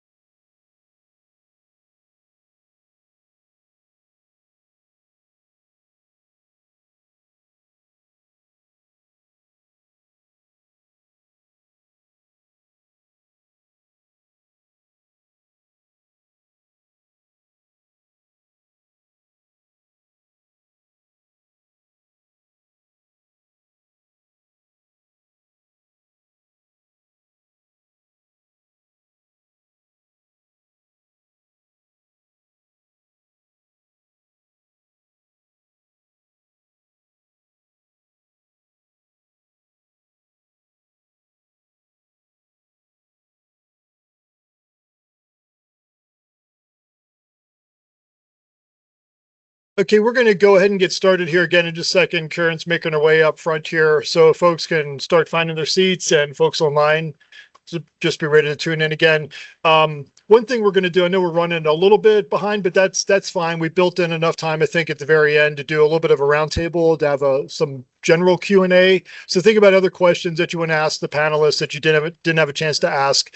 But I really want to focus on, in the last 15 minutes or so, just kind of where we go from here.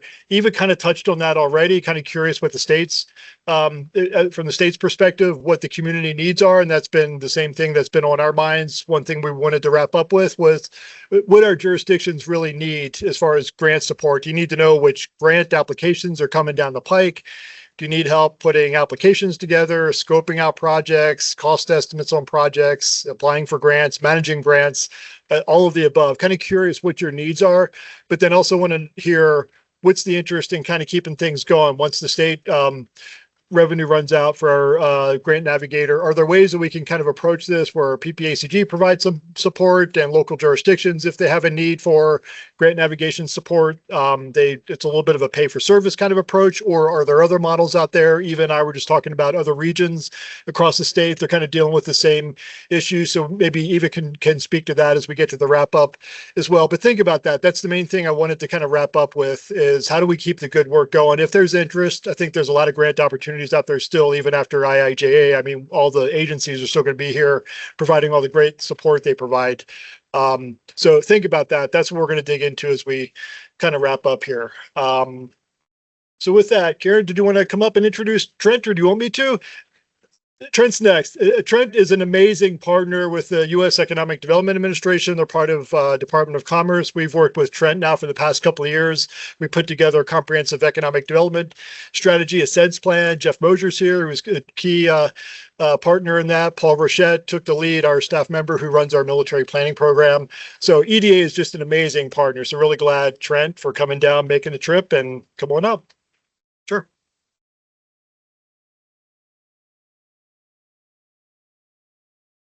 And thank you to Pikes Peak Area Council of Governments for putting this together. I think it's a good multi birds with one stone situation where you're getting a lot of information. But the key thing, I think, is to getting contact information, because what I want you to take away from my presentation, if anything at all, is my email address, because I can help navigate all the programs I'm going to talk about and how to partner with EDA. And as a quick Reader's Digest for myself, I started living in Colorado Springs. So special place in my heart. I worked for NORAD, U.S. Northern Command, for 7 years before moving up north and working for EDA in 2016. So this is EDA's mission. We are a small agency. We are part of the U.S. Department of Commerce, and we focus solely on economic development. And the two kind of takeaways that I want to share with you on this slide is, first, we pride ourselves on locally driven economic development. So it's not about what we want or what the federal government wants. It's about what do your communities want and need, and how do we work with you to do that?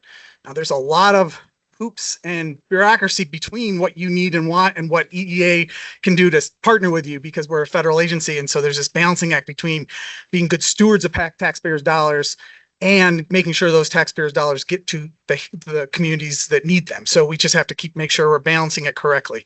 And the second thing I wanted to share was that we are broken up into 6 regional offices. And I note this because we're in the Denver region, and our office happens to be in Denver for the Denver region, that yellow area. But I also note it because EDA has 2 kind of types of programs. We have programs where the regional offices do the merit review, and then we have programs where they're nationally competed and the headquarters does merit review. And so when you're applying for any of our grants where there's a regional competition, you're competing against those other light yellow states, and then nationally, obviously, the entire country. Let's see if I got it right. No, I got it wrong. Okay. So how do communities partner with us? There's basically 3 ways we can work with you to do economic development. And while I just said we pride ourselves on locally driven economic development, we do put one of the biggest stipulations that we have is that whatever it is we're doing, the ultimate goal is that there's going to be a direct correlation to private sector job creation and private investment. That's kind of a key firewall for us for what if the project's going to be competitive and if it's something that we can fund. Otherwise, we're very flexible in how we can work with you. We can work with you for doing at the bottom of that of that kind of flow chart, feasibility studies or planning grants, so that you can do the due diligence necessary to determine what project or what initiative needs to happen. We can work with you on non-construction activities. So if it's workforce development, programming, or if it's business incubator operations, we can do that. And just to give an example, something that we did recently in non-construction activities was working with Exponential Impact up on Nevada in their Survive and Thrive 2.0 program, where we helped small businesses strengthen and get support from loans. And then we can also do construction activities where we are renovating facilities or we're extending mainline water sewer roads to a business park. An example of what we did here in Colorado was with UCCS's National Cybersecurity Center. We helped renovate a major section of that so that they could do training in cybersecurity skills and development. So those are examples. And then I should note, example, Colorado Springs Park Creekway. We just last summer supported a small planning grant, but it was an important planning grant for Colorado Springs Creekway in learning, understanding how to strengthen the Creekway from an economic development perspective. Okay, so I just went through planning, non-construction, construction type projects. We can do all three of those. Giving you just kind of a parameters of what that funding looks like. In the top column is basically the project cost. So think about what is the total cost going to be. Those are the parameters that you have for planning, non-construction or construction activities with EDA. Like I said, we're a small agency. Just to give you a sense, roughly $400 million is what Congress allocates to us every year nationally. So of that, our region usually gets about 20 million total. So it's not a lot. That being said, where EDA really earns its keep is when Congress passes supplemental funding bills. And I'll get into that with the disaster program that we're currently managing, because that's where we can get, $1.5 billion supplemental programmatic funds. So one of the requirements, and it's been talked about, and I'm glad Leslie talked about it, about CDS, because I wanted to bring it up, but I didn't want to have to go through what does that mean? What does congressionally directed spending mean? And she did a great job at explaining that for everyone, is that we require that there's some match to any of our grants. And it's starting rate. And this is something that used to be 50% starting rate, and now it's 60%. And you can thank Congress for that, because we were reauthorized by Congress in 2024. And they said, okay, from now on, all of EDA's grants will start at a 60% grant rate. What that means is if you have a $10 project, $6 comes from the grant, $4 comes from match from the community. And where does that match come from? It can be private funding. It can be local government funding. It can be state funding. And it can even be some subsets of federal funding, because typically you can't match federal funding with federal funding. However, when it comes to congressionally directed spending towards specific projects, those funds can be used as match. And there's actually an example where we're reviewing an application this month with USDA's funding that they already received, but because congressionally directed spending, I think Leslie did a great job explaining how there's a process now and it's much more systematic, as opposed to just having access to your member of Congress. So it's really well done in my opinion. But there's so much more demand now from communities that Congress isn't able to allocate as much money as needed for the project. They can only allocate some amount, and therefore there's now a need to find match to get the rest of that funding, and it can be used as match for EDA grants and other agencies. And then finally, what I want to talk about is guidance from our secretary. Secretary Lutnick just testified on the budget for next year to both the Senate and the House. While I noted that the merit reviews may happen at the regional office and or DC, every grant per an executive order from February of 2025, every grant of $100,000 or more is approved by the secretary. And so he has been approving our grants, and he's been working with us and getting these grants out the door. But some of the guidance that he's given in wanting to really see how we're leveraging public funds is by getting private investment behind those public funds, and ideally at a 2-to-1 rate. And what does private investment mean? It doesn't have to be anything specific to the project itself, but it has to be correlated. So for example, a business that let's say it's a business park and you need to extend water, sewer, roads out to that park. That's the EDA project, is to extend those public infrastructure. But the businesses that are moving in are going to be investing in themselves. They're going to be building their own buildings. They're going to be maybe purchasing more equipment for their existing buildings because they're going to be hiring additional folks. That's all private investment that they're contributing to their own businesses, but as a result of the fact that they now have access to road, water, sewer. So that's what I mean by private investment, and wanting to really show that in any of the grants that we fund. Okay, so here's the obligatory list of programs. I'm not going to go into great detail on them, but what I will say is that in the boxes, the green box is basically what we have funded. It's what Congress has allocated funding for. And as I mentioned about the supplemental and the FY25 disaster supplemental, of which Teller and El Paso counties are eligible because they had flooding in 2023 and 24 that was federally declared disasters. And that's what these funds are for, 23 and 24 disasters. So any disasters in 25, if Congress passes another supplemental, would be under that rubric of funds. But it was $1.5 billion. It's a lot. That's like 3 times our annual appropriations. And we're going through that process right now with applications from across the country. But then our second one, Public Works Economic Adjustment Assistance, that's the one that is our most flexible. It's the one that most of our annual appropriations goes into. And I should note, just so in case anyone's wondering, unfortunately, I don't get to work with EVA very often or at all because EDA funds have not come from the IIJA or the IRA. They've only come from annual appropriations or other supplemental appropriations. And then we have short-term planning, local technical assistance, but that's the same, basically the same that I just talked about with feasibility studies and things like that. In the blue box, we're talking about to be determined, to be announced programs. We have every year a national competition for business incubation and acceleration. It doesn't include anything to do with construction activities, but it's about programmatic activities for business accelerators. And that will be announced hopefully sometime this fiscal year. The federal government's fiscal year ends in September, so we have until the end of September where we believe it will be announced. But before then, we also are hoping to announce a program on supporting AI and supporting the president's action plan on AI. And those are 2 programs that are still to be determined and to be announced, but we're hoping to have them out as soon as possible. And then finally, what is most, I think, pertinent to the discussion of the loss of having a grant navigator across the states is our partnership planning program. This program is unique for EDA because it's our only institutional capacity building project. Most everything else I was talking about, it's a one-off project. You submit funds for, you do the activities, and then it's done.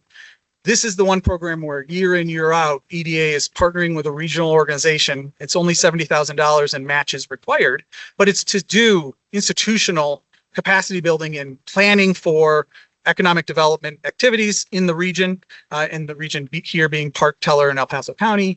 And it's for helping to coordinate the region and develop what is called the Comprehensive Economic Development Strategy, or CEDS. And that's where I'll show this colorful map of the state. If you look at all of the organizations here, they all have CEDS, including the state itself. The OEDIT went through a process where they developed a CEDS for the state. So we have a statewide CEDS, and then we have strategies all throughout the region. And Pikes Peak Area of Council of Government also is a CEDS steward, as we call them, because if you're in one of these asterixed, double asterisks organizations, you have a strategy, but you don't have the partnership planning funding. And you don't have the economic development district is what is defined as the region. And so I just wanted to offer this as an opportunity that is always out there. As long as a regional organization has a strategy, which Pikes Peak Area Council of Government does, there's always an opportunity to apply for districtship. And that's that institutional $70,000 of funding that would come in year after year. And just not that it means anything right now, but Congress has authorized much more than 70,000. They've only appropriated enough funds for 70,000, but that's at least recognition on Congress's part, noting that more needs to go into communities than just 70,000 when it comes to regional economic development coordination. And so I'll leave it there. And if there's questions on that, I'm happy to go through with it. This is the most important slide, I think, because it's a lot of information you're getting today, and my email address is right there. My job is interesting because I get to do activities like this and working and promoting EDA's programs, but I also get to get in the weeds with communities because I can do everything basically but write your grant. I can review your drafts. I can give you guidance on what EDA means by asking this question in the form versus that question in the form, and help navigate so that when and if you do decide to apply for an EDA grant, you'll be able to put your best foot forward as opposed to kind of writing a grant and just hoping for the best. So please do note email address. Happy to work with you anytime, and thank you. So I'll leave it at that. I don't know if we're doing questions or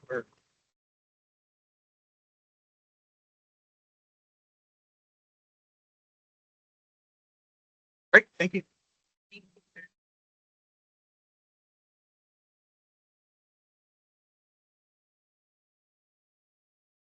Trent Thompson from Economic Development, and again, SEDS is the Comprehensive Economic Development. So PPACG does have one. I think we have hard copies out in the lobby as a possibility. So with that, we're going to switch over to water now, and we have Keith McLaughlin here. And just to note, we still have representatives from the senator's office online, and then representative office available, and they will talk about a little bit of that congressional discretionary spending as well as the community project funding. So stay tuned for that later. But with it right now, we have Keith. So Keith, please come up.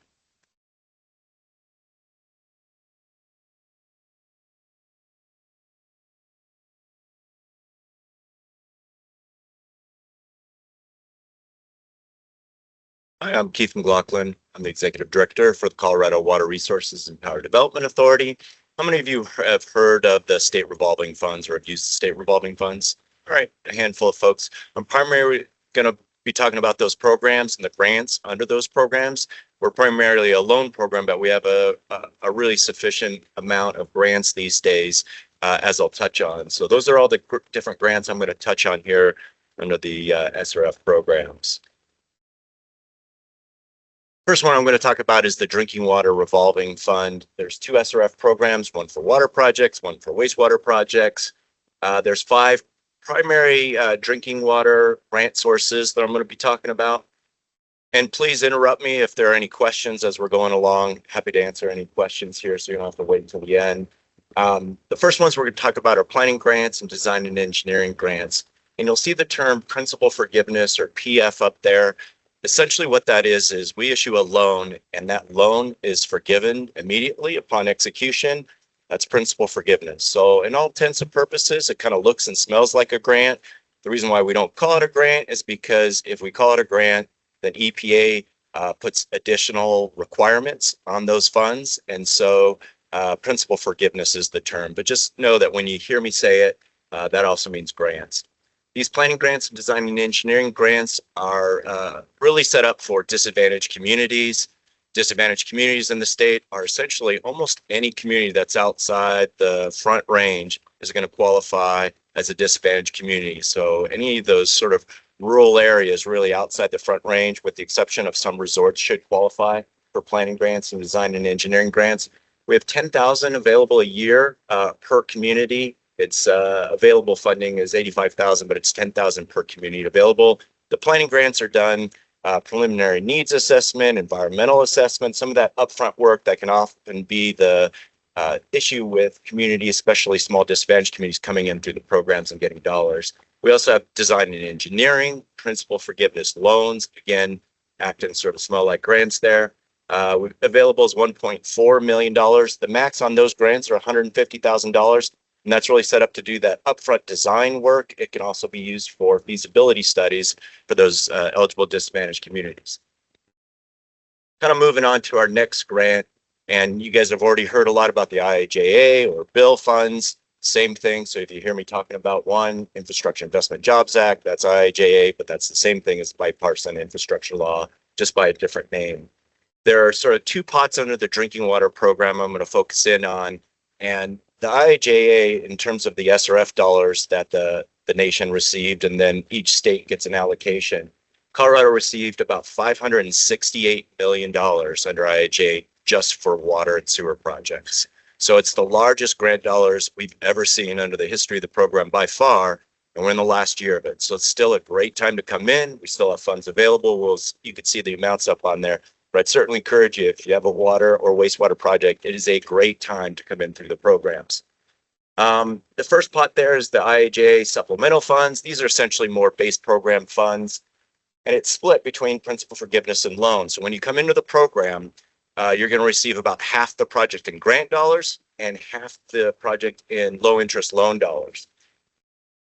Now, the low interest loan dollars are subsidized, and so you get anywhere from a 20 to 50% break on the loan side. So while you're getting half your money in grant, half your money in loan, I would argue that the subsidized interest rate really acts as another grant, right? So if you have say a $10 million debt service schedule, we're going to ask you to pay $8 million of it back. Essentially, that's like a $2 million loan, in addition to the actual grant dollars, which is about half. In terms of eligibility under IIJA, almost all communities that come in are going to be eligible for IIJA. It's a broad sort of group. There's a lot of funds available. There's a criteria that you have to meet. It's 3 of sort of 9 points. You hit the 3 points and you're in the program. I think we're seeing about 1 out of 10 communities aren't eligible. So 9 out of 10, 90% of the communities or a little under that are eligible for the IIJA funding. And then the lead service line pot. Lead service line pot, you can see a total of 65 million available, 44 million about under the supplemental. The lead service line doesn't have any other criteria besides you're a governmental entity, you've got a public water system, and you got lead lines. That's it. You qualify. So if you got a lead service line project, again, great time to come in. Half the money grant, half the money low interest loan program or subsidized loan program. So definitely take advantage of that. Let's see, moving over on to the, staying with the drinking water side, emerging contaminants. So you can see you've got $30 million available out of the 40 million. We've got multiple grants that have kind of stacked up on each other. Everybody understand or know, have heard the term PFAS. It's been around for a long time, particularly those, kind of raise your hand if you have heard of the PFAS. Most people, especially in this area of the state in particular. So PFAS is that forever chemical. It's that firefighting foam, but it's also in clothing and makeup and kids' toys, and it never goes away. That's why they call it the forever chemicals. And it's emerging contaminant. In fact, it is regulated now, but under the new administration, they're changing the regs on it to encourage folks to come in to address this issue like PFAS. And that's primarily what it's geared towards, but there are 11 emerging contaminants that are eligible under EPA because that's where the funding comes through to pass through to us. But PFAS is really what it's geared towards. And we've only had a couple of PFAS projects come through. The PFAS amount is 100% grant funds. So there's a cap at $18 million per project, but it's 100% grant. So if you've got a component of your project to address PFAS, or the entire project PFAS, that's 100% grant funds. Please come see me. Certainly want to get those funds out the door. And it's available through at least the end of this year and probably into 2027 based on just having difficulty of getting those projects in the door, in part because you're not required to do it at this point. So the incentive is we'll give you 100% grant. All right, I'm going to switch over to the Water Pollution Control Revolving Fund. That's the wastewater side. Kind of an interesting fact on the IIJA, when Trump came in, it was amended. And anybody have any Trump coins? You've ever heard of the Trump meme coins? It's cryptocurrency, right? So under the IIJA now, you can use that crypto Trump coins to pay your federal loans. No, that's not true at all. I just want to see if you guys are paying attention. It's kind of an interesting concept, but no, I literally made that up. I just wanted to see. On the wastewater side, the eligibility is even broader than the drinking water side. Drinking water, almost any project coming in with the exceptions of water rights reservoirs and dams are eligible. Although water rights can be used in certain cases for treatment, dams and reservoirs also can be used for certain cases like rehab. On the wastewater side, if you can get it approved by the health department, we can fund it. Real broad eligibility on the wastewater side. So think, there's traditional treatment, pipes, collection, pumps, all that kind of stuff. eligible on the wastewater side. Let's get into those grants. It is a smaller portion of the funds that we're receiving, particularly under IIJA. In terms of planning grants, design and engineering grants, they really do mirror. The amounts in terms of availability are a little higher on the wastewater side for whatever reason. And there are a few, we're seeing more demand right now on the drinking water side, which means more availability on the wastewater side generally. So we've got more funds, both in terms of planning grants, design and engineering grants, again, principal forgiveness loans. Also for disadvantaged communities. So it's essentially the same criteria and the same amounts, 10,000 on the planning grants and 150,000 max on the drinking water projects or drinking water design and engineering grants. All right, in terms of the IIJA funds, again, these are sort of supplemental IIJA funds under the program. We have about $50 million available. Again, it looks like it does on the drinking water side. It's about 50% grant, 50% of that subsidized loan, total about $50 million. All right. And there's an additional pot of emerging contaminant dollars on the wastewater side that we don't have listed there. It's just a very small amount. But if anybody has wastewater, are looking at particularly PFAS on the wastewater side, those of you who are in the water industry are certainly probably seeing it and testing for it on the water side, but it's going to hit the wastewater side because everything comes down, you know, will discharge and it'll hit the wastewater at some point as well. So we've got a little bit of grant money there too. I want to leave my information, that's me at the top, our finance director's information, both email and phone numbers. Couple things I want to leave you with. One is you have to be on our eligibility list that gets approved by the legislature every single year. A survey goes out to every public water system in the state. And so you should have received the survey, but if your town, city, municipality is not on the list, make sure you get on the list because you have to be on the list to get eligible for any of those grant dollars I went through. If you're not on the list, we can get you added to the list. You reach out to me and we'll do that. The other thing I'd mention is because the water space is such a small group of folks, we know the other programs out there where it's Department of Local Affairs, CWCB, USDA Rural Development. You'll hear next about the congressionally directed spending or community project funding, community funding project. I always get those mixed up. And so we're aware of those programs. And if you come into us and you have a certain type of project, and it makes sense to go to one of those other programs, we're going to direct you to those other programs. And often, depending on the size of your project, it may be a combination of funds where you get some grants through DOLA, some grants through us, maybe some loan through us. And it's, you know, a combination of dollars that end up putting your project together is real common these days. So with that, I'd like to thank you for having me here and also answer any questions.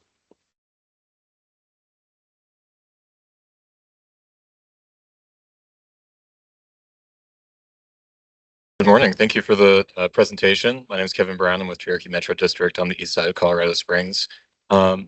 And I had a question regarding the definition of disadvantaged communities. It seems like that definition has shifted a lot recently. And in our most recent attempts to get grants, we've gotten different answers from different people about whether or not we're a disadvantaged community. Is there like an exhaustive list or a definition that states that we are or not a disadvantaged community, or is it determined every time we apply for a grant or loan? So good question. And the answer is for us, you know, we have our own definition of a disadvantaged community. We're worked with the Department of Public Health, Department of Local Affairs to come up with our definition. I can't tell you unless you gave me some additional information, whether you were a disadvantaged community or not. There's 5 criteria and we look to try to qualify folks. So it's focused primarily on your median household income, median house value, but then we also look at your debt levels, other areas to try to qualify you for the funds. The best I can tell you is if you reach out to us, we can tell you who you are. We also have a map on DOLA's website. I don't have it here, but I can provide that as well, who can pretty much tell you based on the map whether you're going to qualify as a disadvantaged community. For us, that definition hasn't changed in a while. It's been the same probably for almost 10 years. But I do understand because every program there's no state definition of what a disadvantaged community is. So everybody has a little bit different definition, but thanks for the question. One other thing I wanted to mention on the wastewater side that I forgot to in terms of eligibility, which is important. We also fund stormwater projects and non-point source projects under the wastewater side. So if you're thinking, leaves us out, you have a big stormwater project, we have that available as well. One of the projects we did on the non-point source is here at Pikes Peak Highway. we actually paved sections of Pikes Peak Highway and put some berm work in so that the sediment, debris, oil that was leaking off into Fountain Creek no longer does so. And so that's an example of a non-point source project we've done in the area that you can do through these grants and through the SRF programs. Son. Hi. Two questions. When does the eligibility survey come out? And second, similar to that, if you have a non-point source project, how would that get on the eligibility survey? The eligibility survey generally comes out in June. It's open for 3 to 4 months. You really have to have it in by the end of August, early September. But when the surveys go out in early June, early to mid-June every year, it'll tell you what your deadline is. It's an online portal through the state health department called CEOS, Colorado Environmental Online System. And there are categories in there. And one of the categories is non-point source. So you can pick that category, define your project, and that'll put you on the list. And you don't have to be real specific in terms of the information you provide on the survey. It's a short survey. It's a couple of pages. It's a broad definition. You don't get held in terms of the dollar amount. So if your project changes, cost went up, it's fine. As long as the project is listed on there, you're going to be okay. And non-point source, check that box and fill out what your project is. What I would suggest is that you put anything and everything that you have coming up over the next 5, 10, potentially even 20 years on the list. There's no harm of being on the list. If you're not on the list, you don't get the funding. If you're on the list, you're eligible to apply for it, but it doesn't require you to do anything except for fill out that survey to get on the list. So thanks for the question. No. So we ask you to look at it and make sure it's correct. But once you're on the survey, you're on the survey. If you have completed the survey or completed the project, and we know the project will come off the list if it's done, completely done, construction and everything. But we do ask you to look at it to make sure your project's still the same or add additional projects. But you shouldn't come off unless your project's maybe been on for 10 or 15 years and you haven't responded in that amount of time. It could come off, but generally once you're on the list, you're on the list. Thanks for the question. And then Keith, we did have a question online from Mark. So if your question, you should be able to unmute. Yes, thank you. This is Mark Harder from Teller County. I'm on the Florissant Fire Board of Directors. I just had a question on one of your earlier slides. You had mentioned the FY25 disaster supplemental notice for $1.5 billion for economic recovery for El Paso and Teller counties. Is that still open or is that closed now? Yeah, I think that question was actually for Trent, not for me. Okay, I'm sorry. No, that's okay. Trent's here. I think he can answer the question. The disaster supplemental you're referencing, so it is still technically open, but I've been advising communities that if they are not able to get an application in by 1 June, the chances of there being funding available are going to decrease substantially. So it's still open though. So please contact me and let's talk. Excellent. Thank you very much. Thanks for having me here. As a water guy, I hope you're enjoying the cooler weather and the rain. I'm really worried about this summer, so hope you're enjoying it as well. Thank you. Great information, quite a variety, right? That's why I'm a grant navigator, but not a grant expert. It's tough to know everything about everyone.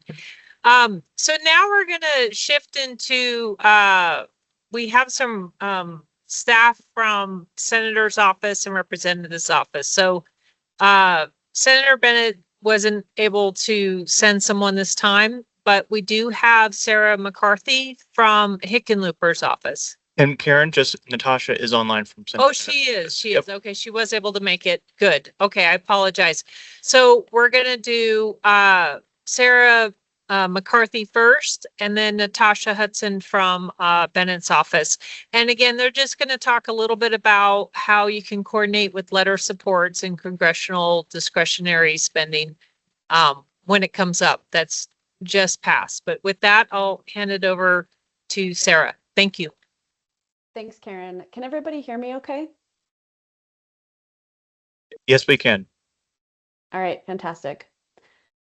Hi, my name is Sarah McCarthy. I'm the State Outreach Director for Senator Hickenlooper's office, and I also oversee our grants work and the congressionally directed spending process. You all are probably much more familiar with Jesse Cruz, who is our regional director from this region, and sends his regards. He can't be there in person today. So I know you've all heard bits and pieces about the congressionally directed spending process, but I'm going to give you a bigger picture overview around the process and talk a little bit about federal grant letters of support and ways that you can best interact with our office to get information about federal grant opportunities and any issues you may be having with already awarded grants.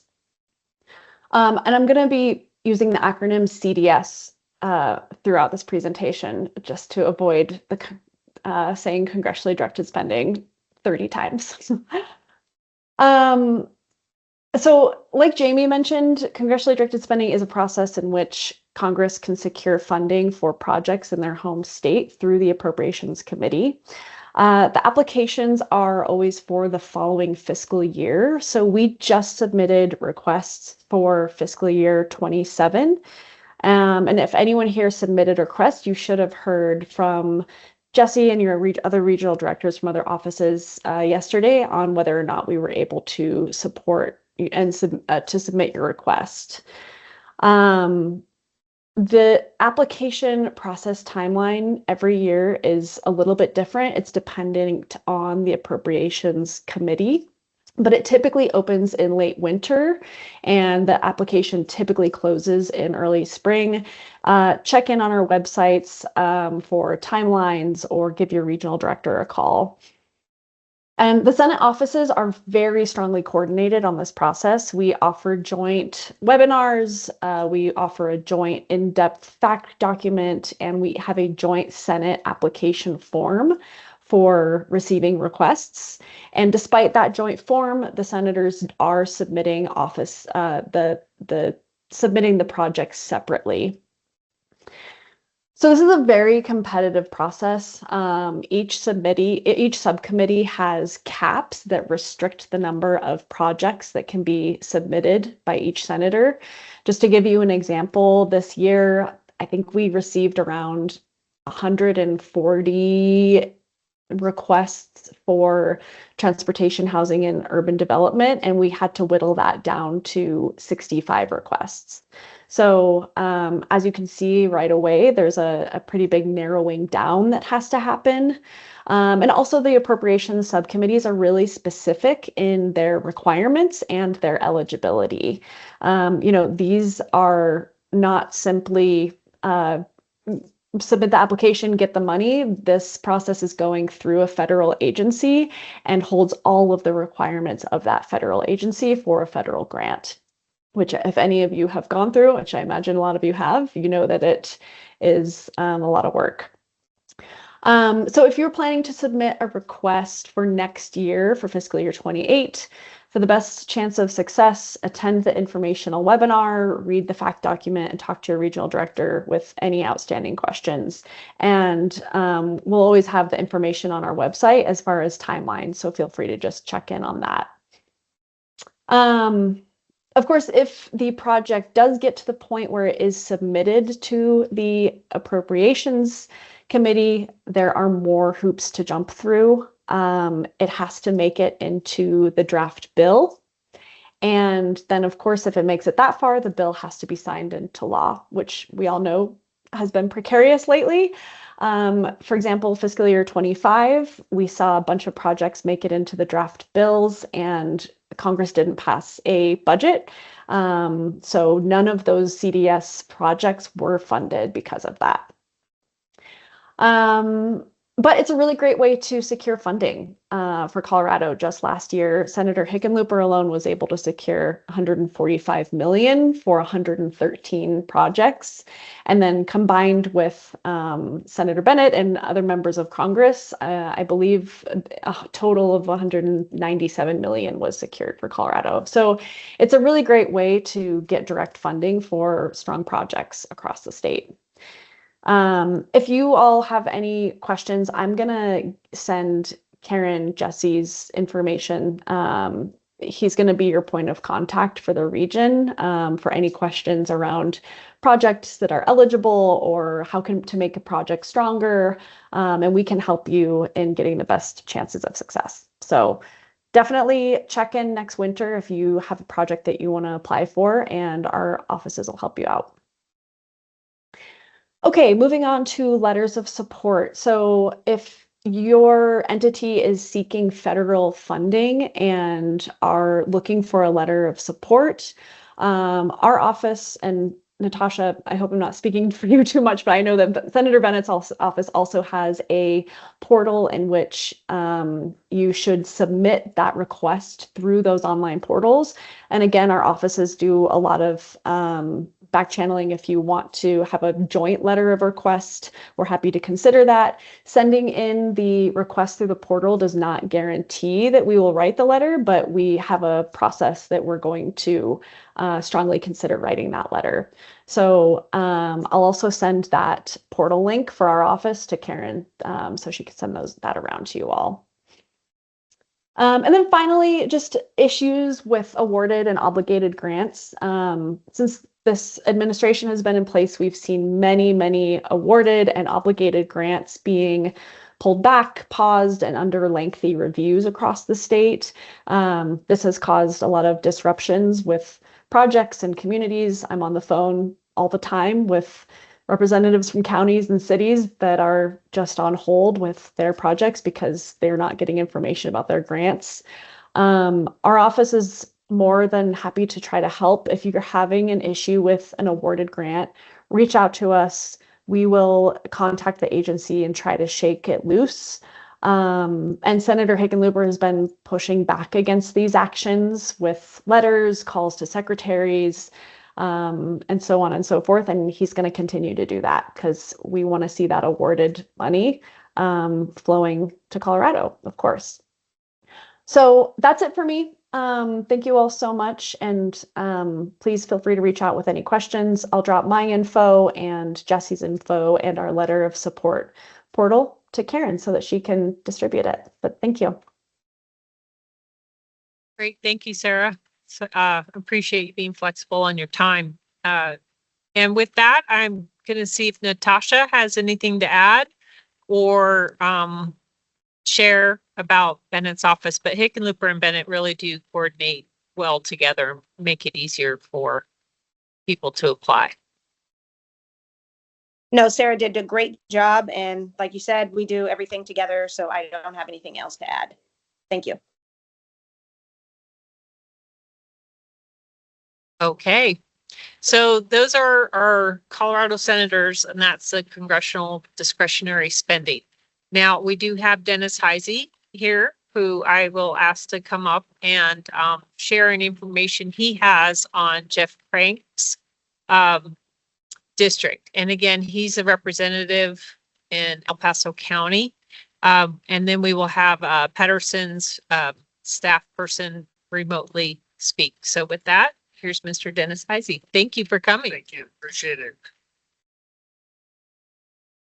So this is a new process for me. By the way, Dennis Heisey, District Director. Our office is just across town here. Previous administration, previous congressman chose not to play in this arena. There was a time when earmarks was a word you did not use in polite company, and he was there for that period of time, and so he never did decide to play back when they determined people figured out how to rename it, so they didn't have to use the word earmark anymore. CDS for the senators, CPF for the congressional staff, the House, they mean the same thing. However, I kind of am remembering when Japan was our major trading partner and everything seemed to be made from Japan. And I remember hearing the story that in Japan, the most important language was the language your customer spoke. So try to remember that our rules are a little different, and we kind of think if you're asking, we yes, we can be territorial. We kind of think if you're asking for money that, go ahead and remember who you're talking to. So we use CPF for the most part. Um, and some of our rules are a little different, and you think why? I don't know. They're separate entities. I've been involved in government for a long time now, and we're all proud of what we do, and we're happy with the way we do it. So just bear that in mind. If you're applying to both the Senate and the House, which I would recommend, because some things are eligible in one jurisdiction but not the other, just remember that we like 3 separate letters of recommendation. The Senate's pretty happy with the letter with 3 signatures on it. Those kind of details matter. So I got a little help from the DC office, and I'll be reading off of my bullet points here, because those of us in the district office, this is new to us. The congressman did participate last year, got a few projects in, and then this year word got out, and so there were many more applications, and we realized in the district office we didn't know how to handle that, which works fine. We're happy to learn, and it also keeps us from thinking, well, if you're applying, you should know how to do this, because we don't know how to do it. But we're happy to figure out where the answers are. The process was you had a pretty short timeline this year for those of you that participated. We don't set that. The Appropriations Committee set that.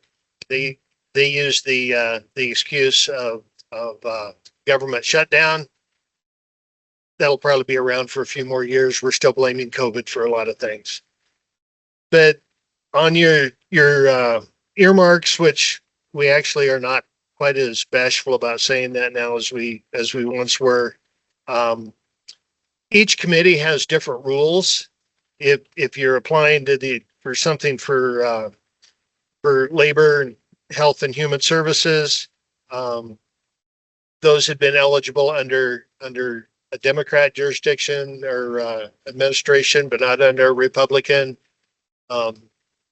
If you're applying to something for transportation, housing, urban and development, they have some requirements that you have the STIP and the TIP added into that. So what we recommend is that you get with one of our staffers, and that would be, we're happy to connect you in the district office, but the staffer we're talking about will be a legislative assistant in Washington, DC, somebody who, whatever your area you're applying in, that's in their portfolio, and they will be happy to talk to you one-on-one, Zoom, Teams, whatever works best for you. Don't think you need to go back there, but we recommend you do that early. Feel free to do that, January timeframe if you're looking at something. It is, a competitive process as we've heard, and there's a limited amount of money, and so you want your application to be as ready as possible. Speaking of which, the congressman has said, I really like my projects shovel ready.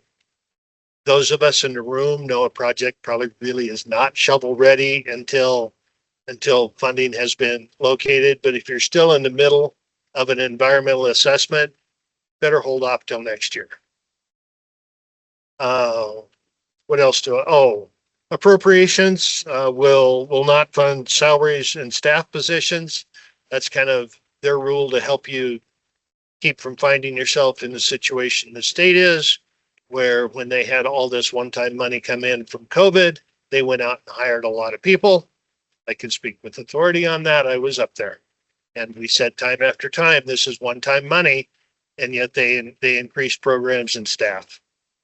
I guess that was an editorial comment. What am I missing here? Probably this is not fast money. If you're looking for something fairly quick, this is not the bucket of money you need to be looking for. It takes it's a competitive process. So we go through that, you go through that, and then they have to write all of the well, it's not criteria. You've already been through that, but after it's approved, the check's not sitting there waiting, and then you still have the appropriations to go through. So this is for your more long term. We need to do this. We can't afford it now, but we need to get on the list, and feel free to come back next year if it didn't work this year. The congressman does kind of like things he can see. He's not real crazy about funding things like studies, and he kind of wants you to know what you need before you get to him. We helped the sheriff's department with a new vehicle. Don't think patrol car, think something that costs $250,000 or more. The county received a grant for a particularly bad intersection that had a real high death rate. We got some money for them to deal with that project. Had a few more. I don't remember what they were, but just generally, he likes those types of things. When you're dealing with the staff member, the legislative assistant, it's not a real fancy term, and you're thinking, what assistant am I dealing with? You're dealing with the expert that's going to make the recommendation to the congressman, in case you're wondering. And yeah, they may only be 28 years old, but that's who really runs the government back in DC. So treat them accordingly. And I actually heard that the first time from the congressman when he was working for the chamber and was putting together a trip back to DC. And he said, now we're going to be meeting with a lot of staffers, and they're going to look really young to you, but remember, they write your bills. So bear that in mind. I think that about covers it for me. I'm happy to take questions. One more thing, not pertaining to our CPF, the grants that you've been hearing about all morning, typically we're happy to write a letter of recommendation for you. So if you want a letter, contact our local office. That would come out of our office just downtown here. So if you're applying to one of these other agencies for a grant, let us know, and if we can, we'll be happy to write a letter.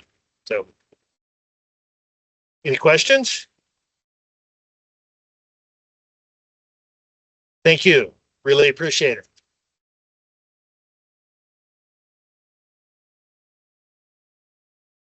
Thank you, Mr. Heisey.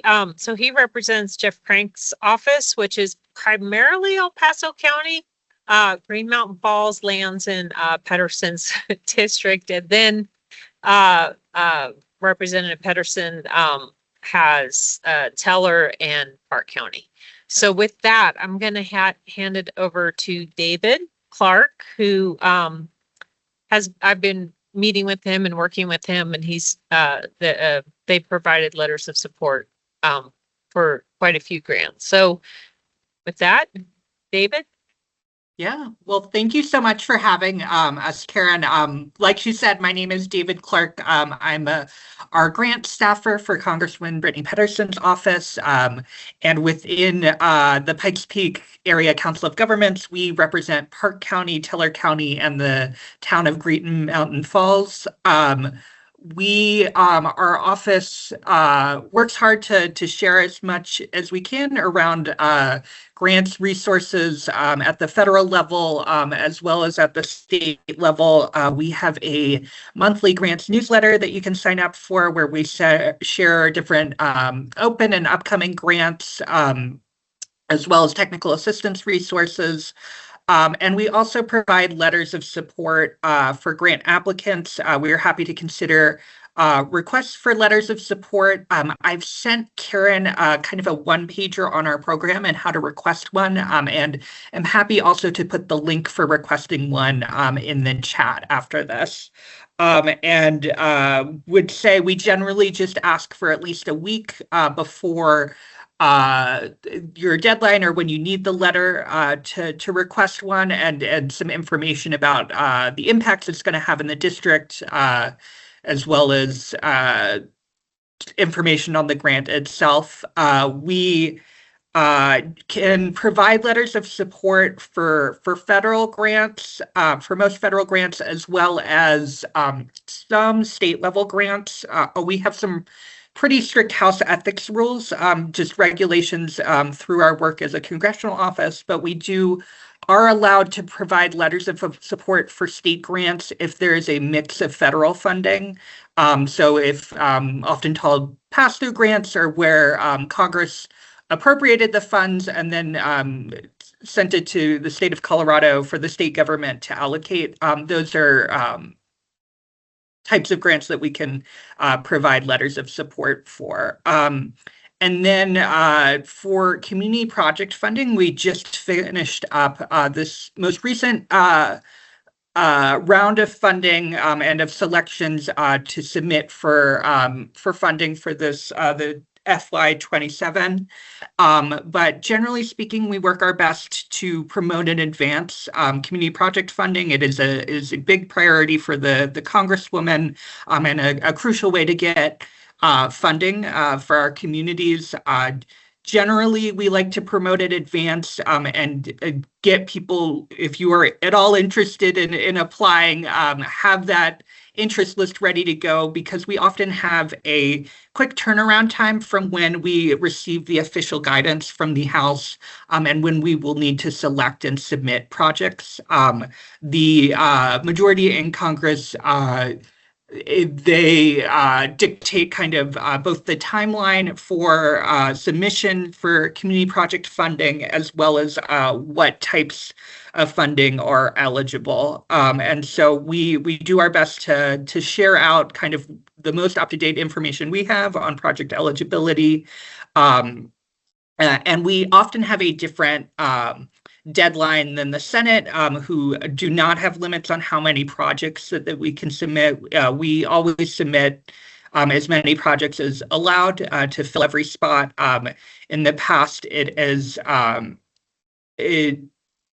currently, I believe it's 15, and in the past 15 slots, and it's jumped up to 20 slots this past year. And both in December and in January, we do webinars around CPF funding to talk about kind of the most up-to-date guidance that we have, answer questions. And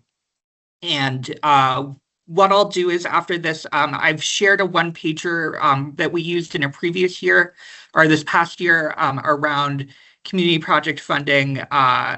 Both our staff members, Hannah Mullen and Risa Fish, I can include their email to be sent out, but they are the best points of contact for any questions. Our intake form that's on that one pager is currently closed because we used it for the last form, but the rest of the information there is still the most up-to-date info on community project funding.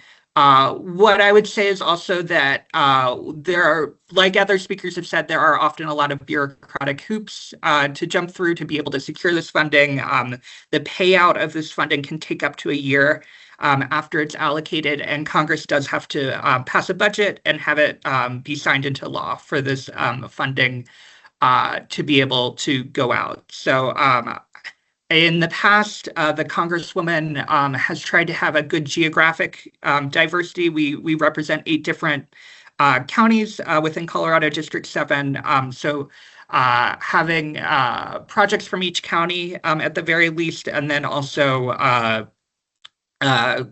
meeting major needs around housing, childcare, water, public safety, things like that.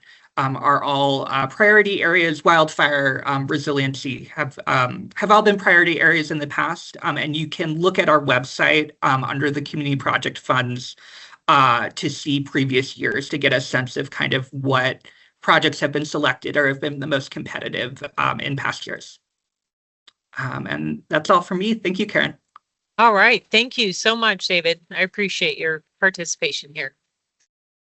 Okay. We're in the last stretch. Put your arms up or take a deep breath. I know it's been a lot of listening. So I have the last presentation. I'll go through it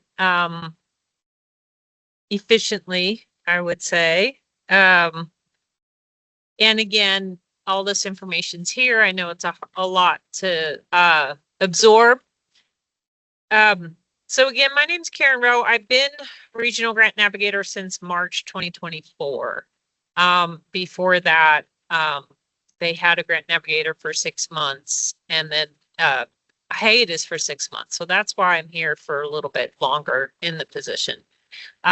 We have secured some federal grants. We've secured a lot of state grants. Again, I coordinate with Todd Leopold on a lot of things. So I'm going to just tell you about, I'm going to reiterate some of the things that they've talked about, and then I'm going to give you advice on what I think is best in order to win some of these grants and some resources that we've utilized.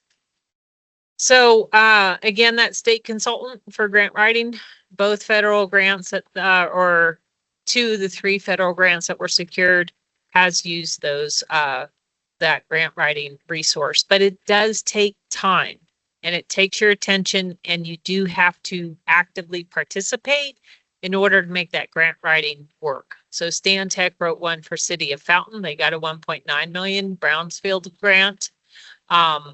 And then also Park County got a $1.5 million federal grant. It was 1.2 federal funds, and then they got 300,000 of that LOMA, that local match assistance. So again, you have to apply for that also. So if I send you a link, or if I say you need to apply for it, you need to do that because I can't do that on your behalf. Next slide. Okay.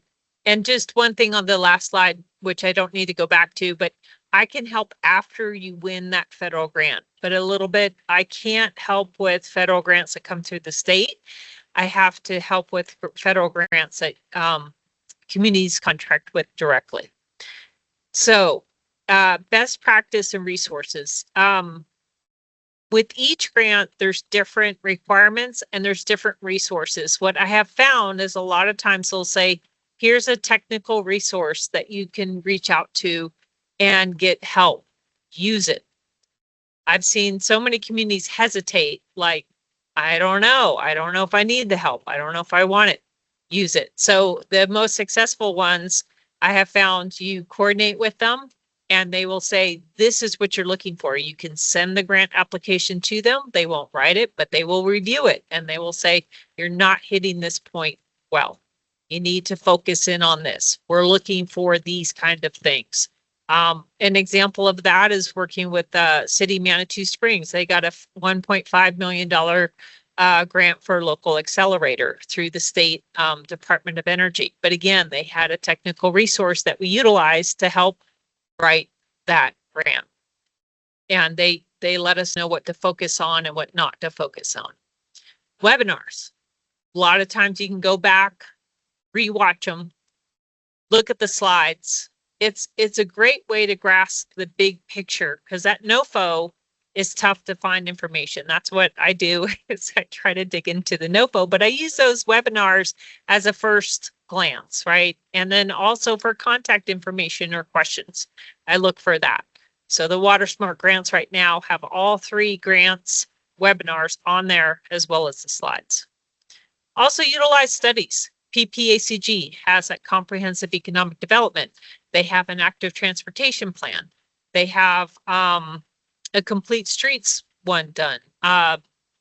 If you have any studies around the region or in communities, utilize those studies for your grants. Reference them as much as you can. Also for federal grants, most people say, well, we have this project estimated at 100,000, let's just say, or $500,000. And now I want to go for the federal grant. I'm always like, bump it up. Or they say, I don't have the staff to oversee this grant. It's a lot of requirements. I'm like, then add money in for a consultant to run it for you. And a lot of times they want to see that because they want to make sure you're successful in implementing that grant. So Buy America, Build America. It adds extra to the costs of your equipment and items in there. Your design has to include the NEPA clearances. And a lot of times small communities have only done state projects and they're like, I don't know what that entails. You're going to have to hire a consultant to get that NEPA clearance done. So you need to make sure to consider that. Low bid for construction, you have to have a good set of plans and specs, but a lot of times they're like, well, we just want to pick the contractor we've always worked with. You can't do it that way. You have to have a really good set of plans and specs to advertise and select the low bid construction. Materials testing and inspection during construction. Federal government requires it. A lot of times communities don't have that in place or have never done that before. So there's a lot of that estimating that goes into the federal grants that if you haven't done it before, it's really important to know. And that's where I can help with that estimate. And that's why I show the owner's representative to run that grant. And so that's what the local impact accelerator program for City Manitou Springs did. And again, that's run through the state, through EPA, and they allow that. So each grant is a little different. Very important to remember though. So also there's university resources. Todd Leopold mentioned it. CU Denver has an architectural group. He calls it the Technical Assistance Program. DOLA partially funds it. The university partially funds it, but they're designing for Rama, the town hall right now, as well as Florissant Fire District, their fire station.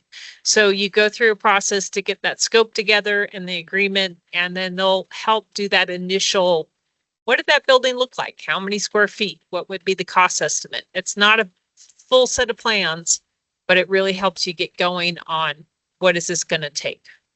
Next slide.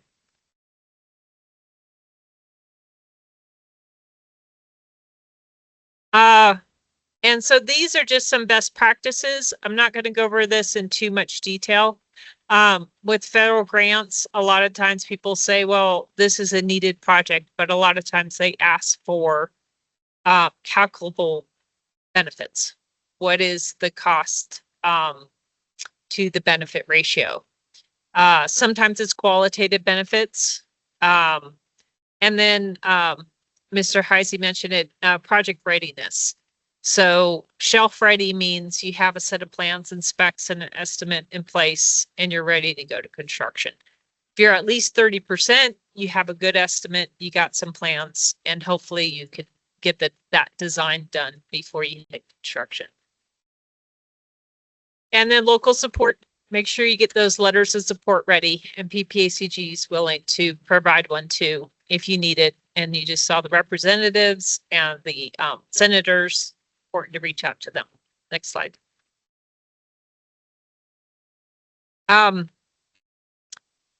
Safe Streets for All, I'll go over next. These are either open grants or ones coming up. The Big Brick grant, which is through FEMA. Water Technical Assistance, this is through the EPA.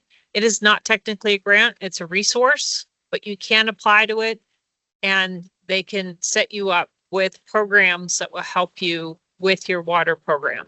And City of Cripple Creek was successful in doing this and they got a grant. They got all their water needs and a grant plan put together through that. Water Smart grants are out now.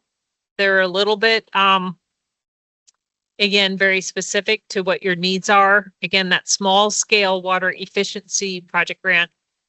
I've been working with Cripple Creek on their water metering. However, it says the project can't be more than $250,000, and their project is, and it's tough to segregate it. So sometimes there's ways that we can make it work, and sometimes you got to do a little more research to see if you can do it through another grant. And the Bridge Investment Program is on pause. It's expected to come back. We just don't know when. And so this is Safe Streets for All. The region was successful in getting a safety action plan, a regional safety action plan. And now this is the last round through the IIJA that Safe Streets for All will be eligible. It is a popular program. So whenever that next transportation or infrastructure bill gets passed, there might be something similar to this. But right now, these are some of the information out there. Again, that LOMA program is still open. Right now, it's expected to close in June of 2027. However, there is legislation out there asking to have it extended until June 2029.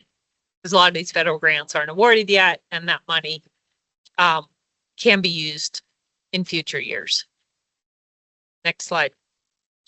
So this just talks about what the program goals are, eligible projects. What I always say about the implementation project is it needs to be, that one needs a good cost benefit. So you need to have injuries and crashes generally in order to apply for it, and it's a minimum of 2.5 million. Again, this will this closes May 26th, but this is the day after Memorial Day weekend. I'm working with one community right now on the planning and demonstration portion of that grant program.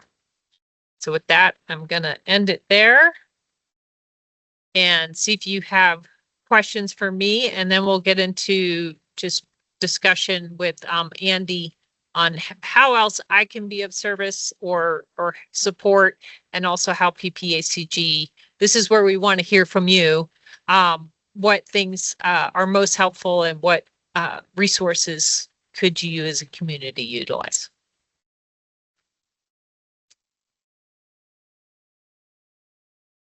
I'll hand it over to Andy then. Thank you. Super. Thank you.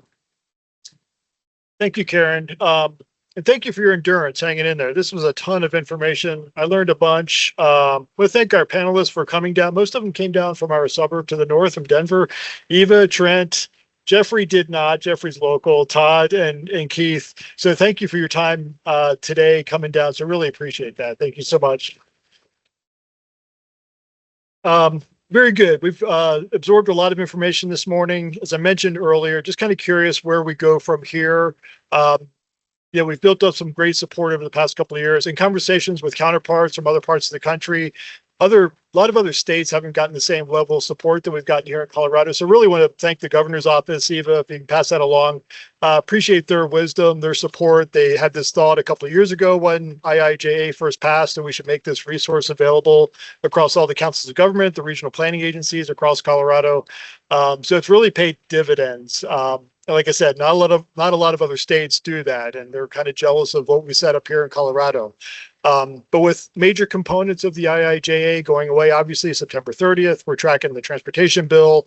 Not sure what that's going to look like post IIJA. I think there's still a lot of opportunities out there. So really wanted to kind of spend the wrap up here to hear from you all what your needs might be. I'm kind of curious what different program areas you're thinking are most critical in need that you would apply for in, say, infrastructure or economic development, housing, other categories, and then what your needs are as local communities where we could provide some support. And then what could that possibly look like going forward? Maybe before we do that, Eva, you and I were talking at the break earlier about some other communities, other regions across Colorado that are kind of grappling with this as well. Do you want to chime in a little bit with some examples that you're hearing about so far? Sure, yeah.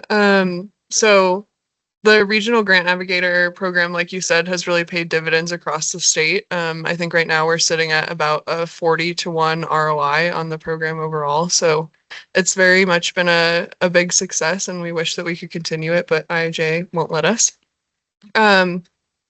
There are some other communities across the state, some other council of governments who have decided to retain their regional grant navigators. So I know of two. And one of them, I think that they're just pulling the funding out of their reserves, and the other one, it's a decision item where the counties in the COG have decided to go together and each fund a piece of the position to continue. So I know that there are some that have, and then some that aren't able to because of financial constraints, but it's definitely something that we've seen. Yeah.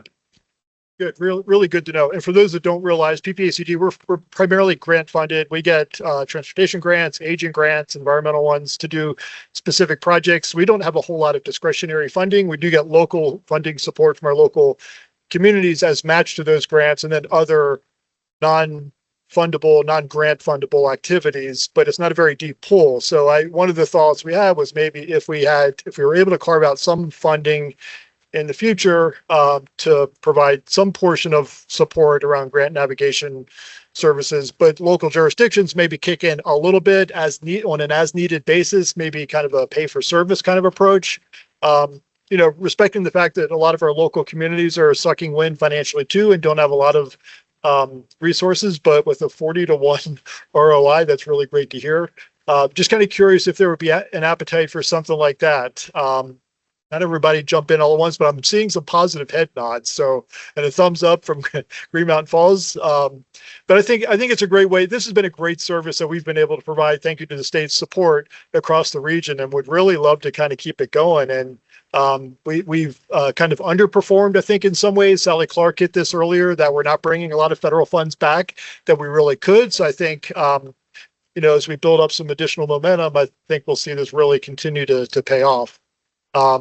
So, and thoughts from folks as far as what your needs are, as far as just understanding what grants are out there, doing project development, project scoping, putting grant applications together, applying for grants, managing grants, or is it like all of the above? Anybody want to chime in on what your needs?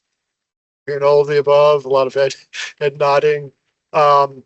Managing federal grants, are local communities set up to do that by and large, or has that been a challenge? Folks online as well, if anybody has any thoughts. Been a challenge. Okay. We manage a lot of federal grants. Thank you. Raymond is here. Thank you, Cindy, Raymond Calhan. Appreciate that. I mean, we manage a bunch of federal grants. We get maybe 20 state and federal grants any given year that we manage for our operations. So, can't make any promises, but I mean, we are set up, most councils of government are set up to manage the federal grants and some of the responsibilities that come with those. So I think there are some possibilities out there if there's enough interest by the jurisdictions that they want to kind of pursue this as an opportunity moving forward. Yeah, Cindy.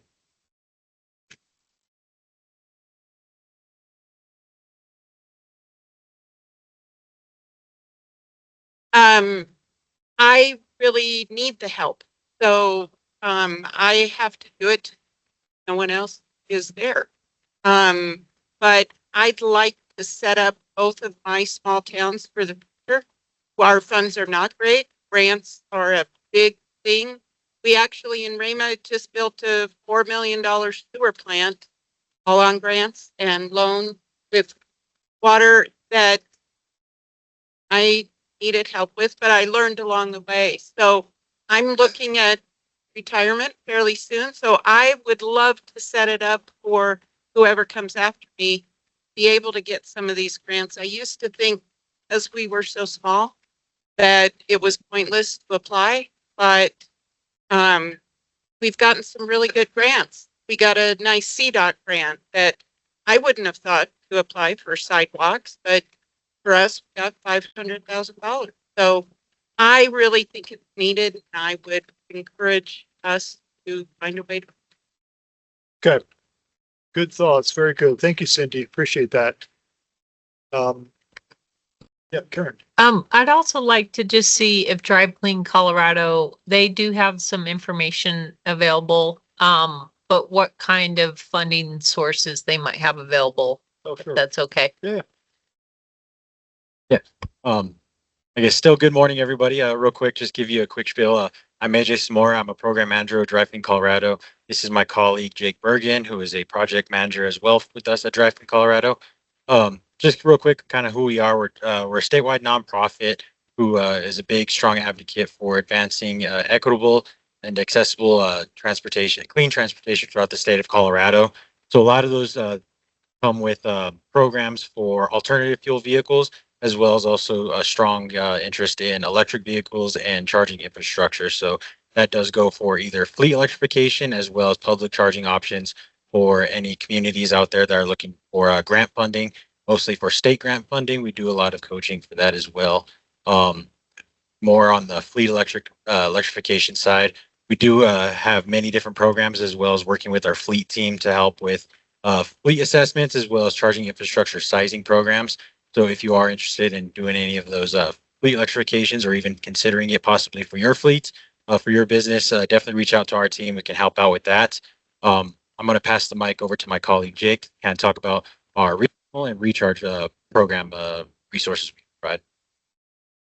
Awesome. So as AJ said, my name is Jake Bergen, and we work closely with the Colorado Energy Office through their recharge program. So we're able to help educate on the grants that they offer, whether it's for charging infrastructure for your fleet or on a business level. We also can help educate on the incentives on a consumer level and installing chargers in your home, things like that, kind of all aspects of it. We work with municipalities, local governments, small businesses, any organization that needs help understanding what's out there, walking through the steps of installing chargers, if it's right for you, the type of chargers, things like that. So we can really meet you wherever you're at and have that conversation. And as AJ said, we have some resources that we can pass out to you after, or just have a quick conversation with you.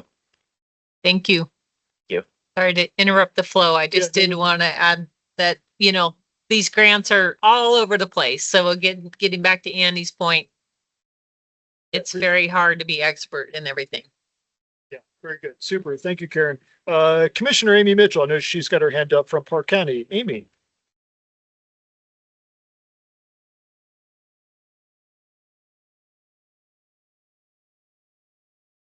Thank you. I couldn't unmute. Park County has been relatively successful getting grants, and thank you, Karen. You have helped our Public Works Department greatly. But I just want to comment that one of the bigger challenges is the ongoing reporting after the fact. It is a heavy lift. It is very hard on our limited finance department, and just wanted to see, I know it's an internal structure that we have to do, but if people are applying for a grant, boy, you got to think about what happens after that, because it really does put a burden on staff. Thank you very much. And thank you for this presentation. It was awesome. Super. Thank you for that, Commissioner. Great comments. Good words of caution for be careful what you ask for, sort of thing. Comes with a lot of benefits, but a lot of responsibilities too. Very good. Everybody's kind of in information overload. Any other kind of parting comments or questions that folks may have? Like I said, can't make any promises, but I think it's been a great conversation today. Really appreciate this, and it kind of gives us some feedback, some direction. Our fiscal year runs with a calendar year, so we got a little bit of time yet to try to figure out some different options, probably convene with our board members and our city, town, and county managers just to try to figure out how can we put something together that might work going forward, look at some different options to keep the good work going. But if there's nothing else, we'll give you 5 minutes back in your day, but really thank you everybody for your willingness to join us today and take in some great information. Thank you again to all of our panelists, our state and federal partners. This was amazing. But I want to thank Karen for pulling all this together. Like we've talked about, best grant navigator we have in the state. So she's been amazing. So thank you, Karen. And most of you have my information, but there are some business cards over there, and also Sally Clark left some items over there. But we'll look for the slides and information. I don't know, Jared, in the next 2 days. 2 days. So let's say Friday or next Monday. And I did get those questions online. Some people were interrupted, and so this recording will be available as well as the resources, and hopefully with all the links. But if you have anything you want to meet with me about or follow up, or even like Andy said, if you have more thoughts about what specific support you might need in the future from PPACG, please email us and let us know. Thank you.